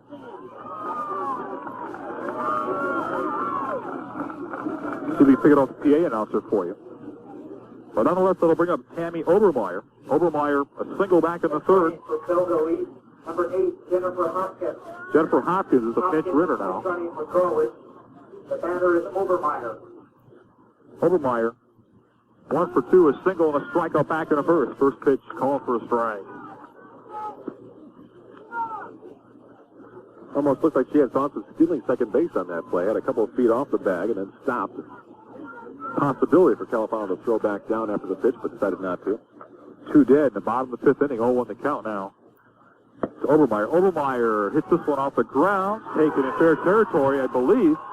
Just foul, and it's going to be caught by the catcher, Califano. I was looking down, the score was writing, and next thing I know, I saw the ball high up in the air. I thought it was feet in the ground, but nonetheless, the unassisted put out to Califano ends the inning for Belleville East. We've gone through 5 complete now. Our score, Belleville East 1, Naperville Central nothing, back in 60 seconds on 1580 WKKD. About 9:30 in the Fox Valley, you're listening to WKKD AM Stereo 1580. And here to bring you the 6th and 7th innings is Mark Vasco. Thank you very much, Greg. First pitch is a strike to leadoff hitter Kim Bunger for Naperville Central. Top of the order, Bunger, Benson, and Bennett due up. Skins trail 1-0 in the 6th inning of this championship game. Swing and a miss for 2 strikes. Well, that's a rather interesting peek-and-looking insect on our score sheet here. What is that? That's a mosquito. It's too big. The granddaddy of them all. Here's the pitch. High pop foul, first base side. It's in play. Dropped by Nunez. In and out of the base of the glove. Nunez, I wish she had some stickum in that glove. This is the second pop-up that she has dumped so far here this evening. This one will not hurt, however, since it is in foul territory. It can't do too much harm. Dave's a 2-strike count. I don't know whether to try to hit that thing or just leave it where it is so I can keep my eye on it. I think that's a better idea. It's a weird-looking insect. Must be out the river or something. Here's the pitch. That foul, that's just string just to stay alive. I want to mention that the 2A state baseball championship going on as we speak. That's in the 6th inning right now. 2-2 between Schaumburg and Harrisburg. A 2 all-time, a 6 in Springfield for the 2A baseball championship. Try to get you a final on that before we're through. Bouncer, Nunez picks up, tosses to the second baseman, covering in time for the out. Nunez to Gocher, 1 away. Gocher had to cover a lot of ground getting over to second base, or over to first base, rather, since she was favoring up the middle that time. Had to make a lot of movement over there to take the pitch from Nunez. Good defense by the Lancers. One out for Benson, who's topped out and bounced out 0 for 2. No runs on just 1 hit so far for Naperville Central. And we are here in this 6th inning. So far, 4 strikeouts and 2 walks for McPherson. Bouncer towards second. Charging his Gocher, throws to first in time. 2 up, 2 down. And now all of a sudden Naperville Central down to their final 4 outs of this contest. It's 2 outs that brings up the center fielder for the Redskins. Veronica Bennett, the batter. Veronica Bennett. She's bounced to second and struck out 0 for 2. She still needs that 1 more hit. The Tyler State record for hits in a championship series. This certainly would be a great spot to see it. Big hole out left center field as well. You're right. Pecoraro in center, shaded towards right center field. Top foul, first base time, getting one up play into the stands. And it is 1 strike to Veronica Bennett.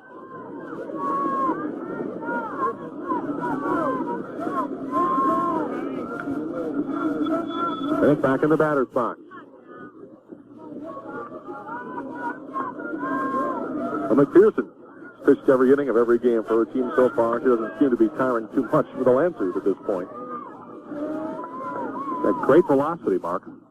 Swing and a miss for a strike. 2 strikes. McPherson started to walk off, thinking that was the 3rd strike, but no. Count 0-2 to Veronica Bennett.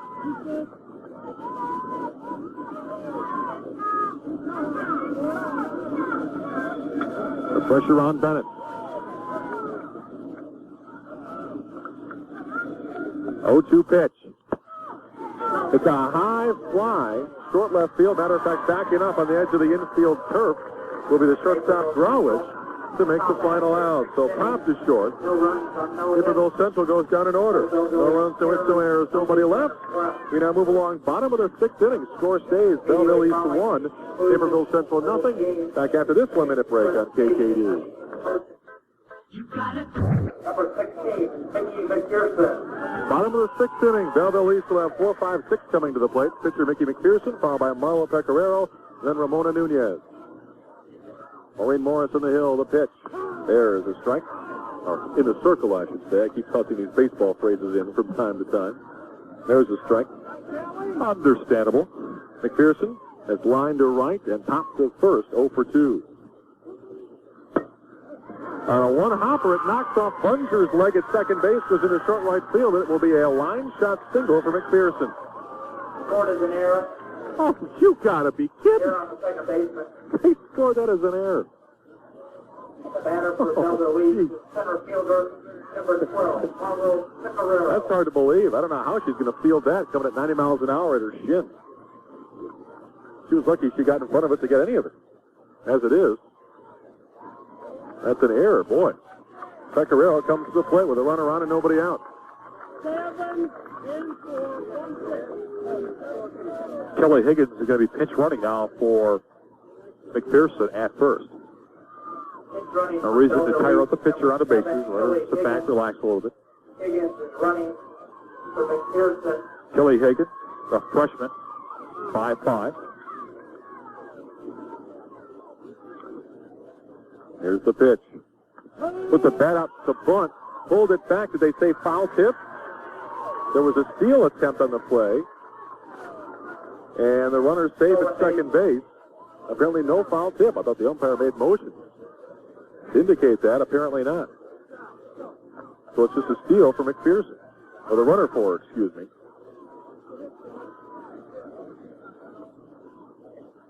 And the pitch. There's the strike on the inside part of the plate. 2 strikes. To Pecoraro, 0 for 2. A strikeout and a pop out. 1-0 Belleville East here in the bottom of the 6th inning. Naperville Central will have one last chance in the top of the 7th coming up, and they'll have 4, 5, 6 in the order to do it. Foul off. That pitch to the first base side. It stays 0-2. Coming up in the 7th, Maureen Morris, Shannon McDaniel, and Aaron Mueller. The last chance for Naperville Central. Pecoraro, one of those tall ball players, tall and lanky. She's 6 foot even. Probably the tallest girl we've seen here in the tournament. And she's only a sophomore. Great center fielder for these Lady Lancer team. 0-2 pitch, ground ball to short.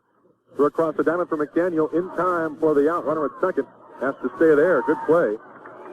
And 1 gone. It is vital for the Skins to keep that runner from scoring. Certainly was a good job of McDaniel to hold Higgins from not advancing any farther to third base. She looked her back to second base and threw across the diamond with a racket. Ramona Nunez. Nunez is taking a call third and flown out to right 0 for 2. 1 run on 5 hits so far for Belleville East. The bunt back towards the pitcher. Morris is throw to first in time for the out. The sack works. The runner at third and now 2 out. So 2 away for Robin Bates, the right fielder, who has singled and reached on an error. Our front hasn't left yet. Well, let's go back to Roar with us. Whatever that insect is, it's awfully comfortable on that score sheet. 2 out. The runner at third. Bates the batter.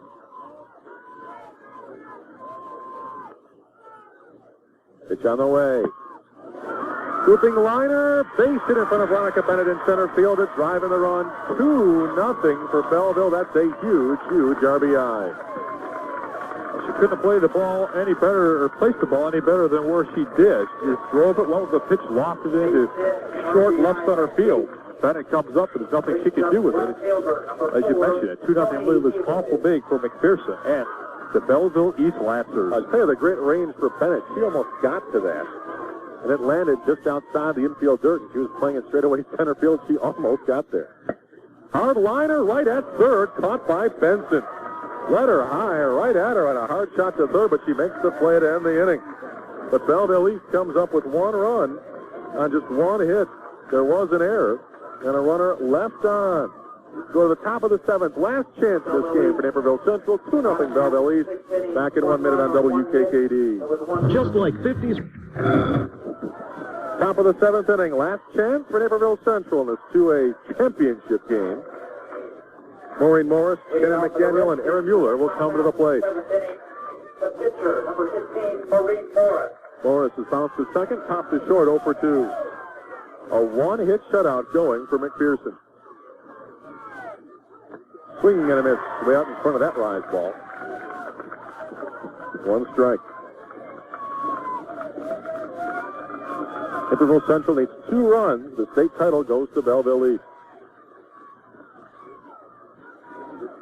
Of the trophy presentation, post-game comments from Coach Nussbaum. After the game, stick around. Bouncer towards third. Have to be a quick throw for Overmeyer in time for the out. 1 away for Shannon McDaniel.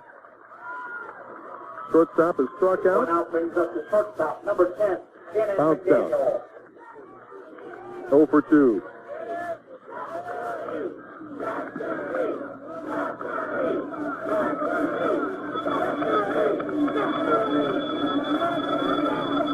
Belleville East 2 outs from a win.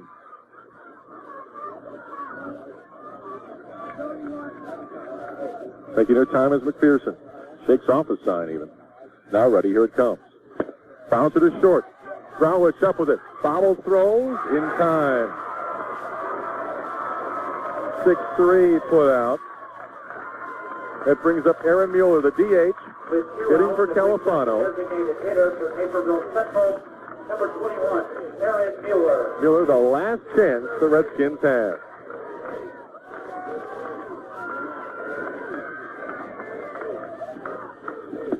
There's a strike. The third base side on its feet. The Belleville fans waiting to celebrate. Here's the pitch. Swing and a miss. Chased a high rise ball for 2 strikes. Belleville 1 strike away from a state championship.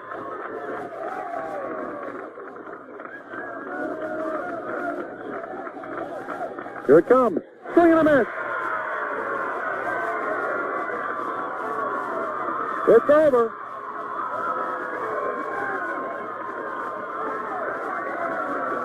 State championship won by the Belleville East Lancers in a 2-0 contest. Naperville Central in the top half of the 7th inning.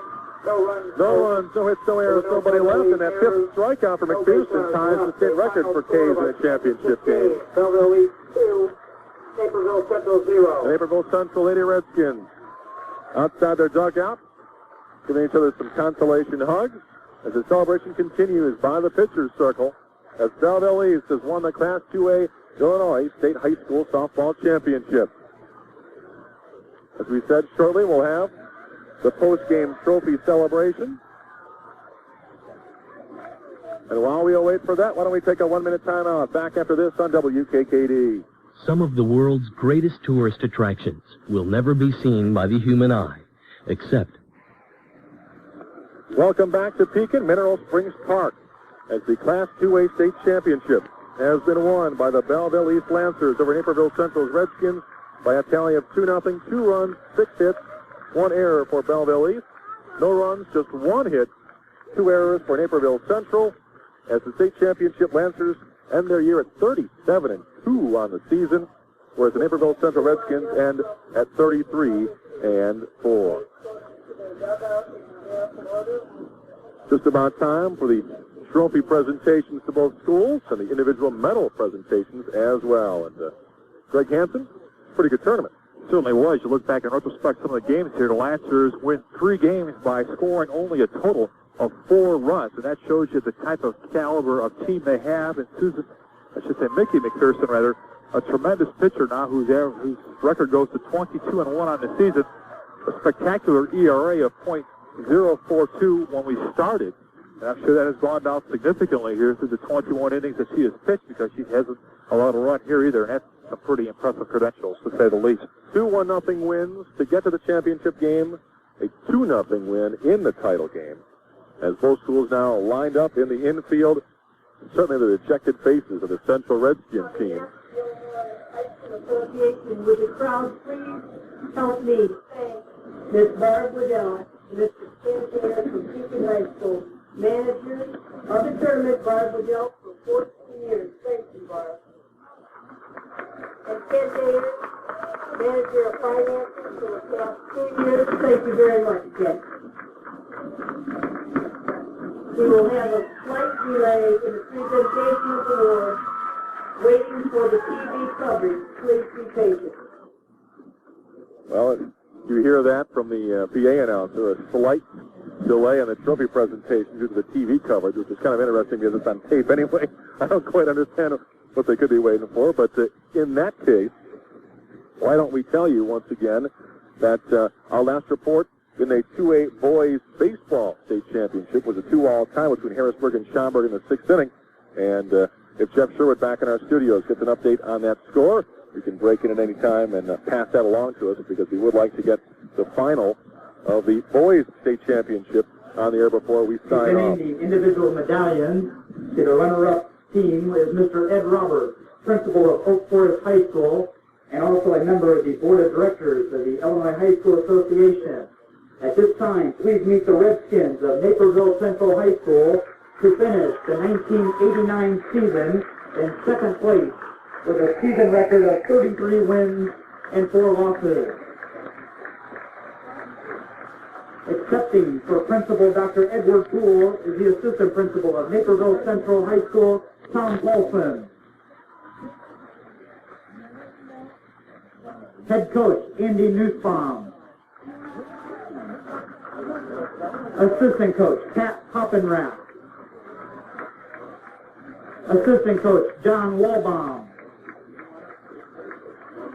Trainer Bill Hughes. Athletic Director Doug Duval. And now the players. Number 8, Ronica Bennett.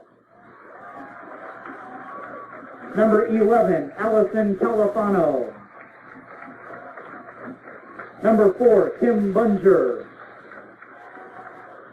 Number 10, Shannon McDaniel. Number 15, Maureen Morris. Number 5, Liza Grandolfo. Number 12, Allison Harrington. Number 13, Colleen Pickett. Number 14, Chris Shiggett. Number 17, Lynn Wittenberg. Number 18, Keely Eagle. Number 20, Sandy Benson. Number 3, Julie Klein. Number 6, Christy Straub. Number 21, Erin Mueller. Number 16, Brandy Overton. And number 19, Lisa Kraus.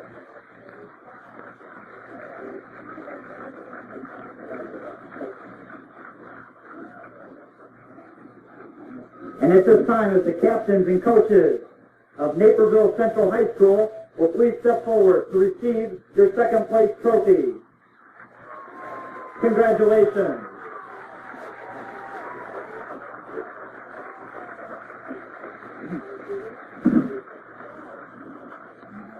Presenting awards to the first place team is Mr. Fred Curtis, principal of Belleville East High School and also treasurer of the Illinois High School Association's board of directors. At this time, please meet the Lancers of Belleville East High School, who finished the 1989 season in first place with a record of 37 wins and 2 losses. First, meet the athletic director, Dennis Bechtold. Head coach, Rita Menke. Assistant coach, Bob Yogi. Assistant coach, Chuck Lugie. Manager, Aaron Snidely. Scorekeeper, Devion Cotton. And now the players. Number 1, Jody Gosher. Number 2, Amy McHugh. Number 3, Terry Marvich. Number 4, Tony Abel. Number 5, Dory Capoletti. Number 6, Becky Oaklet. Number 7, Kelly Higgins. Number 8, Jennifer Hopkins. Number 9, Robin Bates. Number 10, Vicki Grawitz. Number 11, Deanna Hopkins. Number 12, Marlo Pecoraro. Number 13, Tammy Obermeyer. Number 14, Tara Madden. Number 15, Tracy Volkman. Number 16, Nikki McPherson. Number 17, Susan Ross.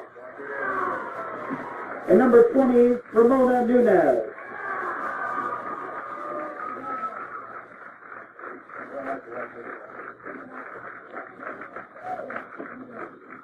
And at this time, we would ask the captains and head coach Rita Menti of Belleville East High School, please step forward to receive your championship trophy.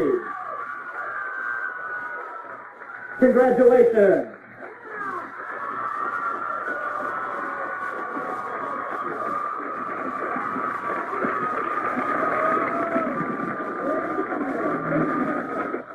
Well, and that's the story here from out in the middle of the diamond, as Belleville East has won the state championship by a tally of 2-0 over Naperville Central. Naperville Central fans, they will meet at 12 noon tomorrow at the park across the street from the Moser Superstore South, located on Washington Street.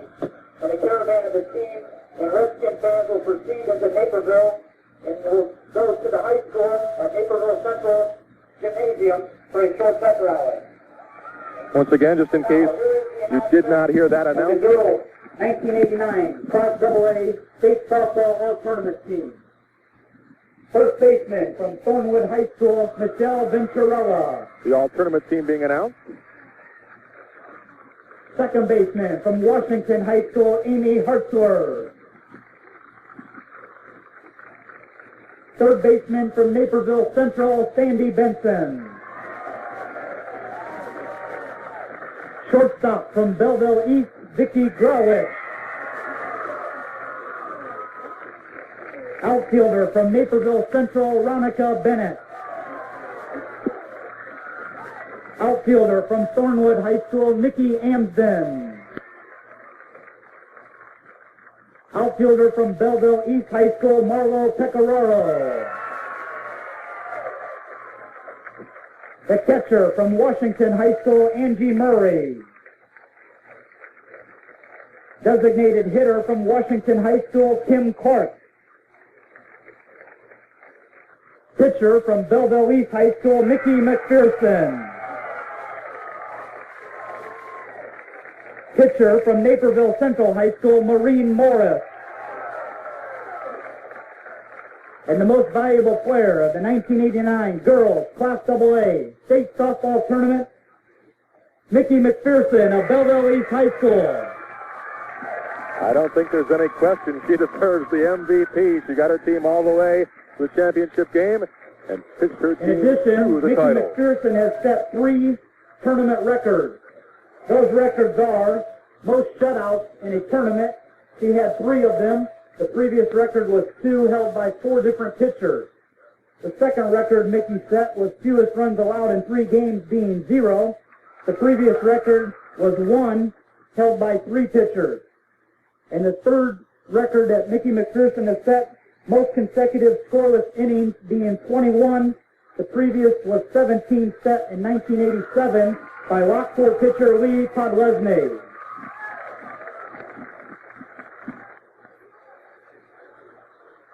And there you have the wrap-up. Congratulations to both teams. We're going to send Greg Hansen down to coach Eddie Nussbaum, and after he has a chat with his team, maybe we can get a chance to get a word with the head coach. Once again, if you did not hear those instructions, as a Naperville fan, I want to mention for the second place team in the state, there will be a welcome home, and that will be tomorrow at noon. So for all the fans, I want to mention that there will be a welcome home at noon tomorrow for the Naperville Central softball team. They will meet and caravan at noon tomorrow in the Park District Park across from the Mosher South Superstore, the south end of Naperville on Washington Street. All the Redskins fans will meet at 12 noon. The caravan of the team and the Redskin fans will proceed then into Naperville through the downtown area on Washington to Naperville Central High School to the gymnasium where there will be a short pep rally. Please come out and support the Redskins for the second place in the state finish. And then we'll see you out tomorrow at noon and a bit later on for the pep rally at Naperville Central. Okay, Mark, I got an update on that game downstate. All right. Schaumburg and Harrisburg are tied in extra innings now. 2-2, they go into the top of the 8th now. All right, thanks very much. So 2-2 in the 8th in the State Boys Baseball Championship. They've got a great game in Springfield going on. So right now, the Redskin squad huddled by the first base bag out there on the diamond, getting some final instructions from Coach Nussbaum and some final congratulations, I am sure. And once that is completed, we'll have our Greg Hansen go down and have a quick word with the head coach of Naperville Central squad. So second place in the state for Naperville Central as Belleville East wins the championship. And the applause continue as the teammates for Naperville Central give each other a nice round of applause. Once again, the all-tournament team at first base, Michelle Venturella from Thornwood. At second base, Amy Hartzler, Washington. Third base, Sandy Benson, Naperville Central. Shortstop, Vicki Grawich, Belleville East. Outfield, Veronica Bennett, Naperville Central. Nikki Emsden, Thornwood. Marlo Pecoraro from Belleville East. The catcher, Angie Murray, Washington. DH, Tim Clark, Washington. The pitchers, Mickey McPherson, Belleville East, and Maureen Morris, Naperville Central. And the MVP, Mickey McPherson, that pitcher from Belleville East High School. So our congratulations to all those individuals. Congratulations once again to Washington, the team that won the third place trophy, as Washington beat Thornwood by a tally of 3-2 in the third place game. That was earlier on this afternoon. As the team huddle breaks up, Greg Hansen will walk over and try to get a word with Coach Nussbaum. Once again, our congratulations to the Redskin team, coaches, and fans. A great contingent of fans that came down to Pekin to cheer along this Redskin squad. The congratulations continue. The pictures continue to be taken on the Belleville East side of things along that third base line. As soon as Greg Hansen is ready, we'll send it down to him. In the meantime, once again, I want to mention a couple of things. That almost a shame that Tina Zacaro, the great pitcher from Thornwood, does not get named to the all-tournament team despite two 12 strikeout performances. But when you have the two pitchers in this championship game pitch as well as they did all throughout the tournament, I guess maybe that's the story. But when you set a strikeout record in a tournament and still do not get on the all-tournament team, I guess you have to say that's a shame, and want to make mention of her great effort in this tournament, regardless of the fact of whether or not she made that all-tournament squad as well. Well, right after I thought Greg would have a chance to talk to Coach Nussbaum, the team gathers for some team pictures of their own. And why don't we take a 1-minute break and come back to see if we can get a final word with the coach. But right now, let's take a 1-minute break on KKD. Free checking is easy checking at Champion Federal. With Central. Kim Bunger walked, stole second, went to third base on a ground out. It was up stranded at third base, and that was pretty much the offensive story. That one runner dying at third throughout the entire contest. Has 5 strikeouts and 2 walks for McPherson in that contest, in that one-hit shutout. For Belleville East, they had a single in the first inning. Nothing came of it. Had a single in the second inning. Nothing came of it. But then they got their first run in the third inning. 1 run on 2 hits in the inning after a leadoff walk. There was a sac bunt and then 2 ground singles to score that run. Scoreless then for Belleville East until the 7th inning. When they wrapped up the scoring, a leadoff error had McPherson go to first base. A sacrifice bunt, a ground out, then a base hit by Robin Bates to drive in the second run, and 2-0 turns out to be the final score as the Belleville East Lancers up their record to 37-2 and take that state title. It's Naperville Central Skins and their year at 33-4. But nevertheless, a great, great season for Coach Nussbaum and the Lady Redskins. So the Naperville Central girls athletic teams have come home with some hardware. Girls soccer and now softball takes second place in the state. Well, looks like we are not going to be able to get to Coach Nussbaum and the throng on the first base side as he continues to talk to well-wishers and fans and the ball players and so on, with pictures being taken and what have you. So we'll just wrap it up here from Pekin and say thank you very much for tuning in all throughout our tournament coverage these last 2 days in Pekin, Illinois.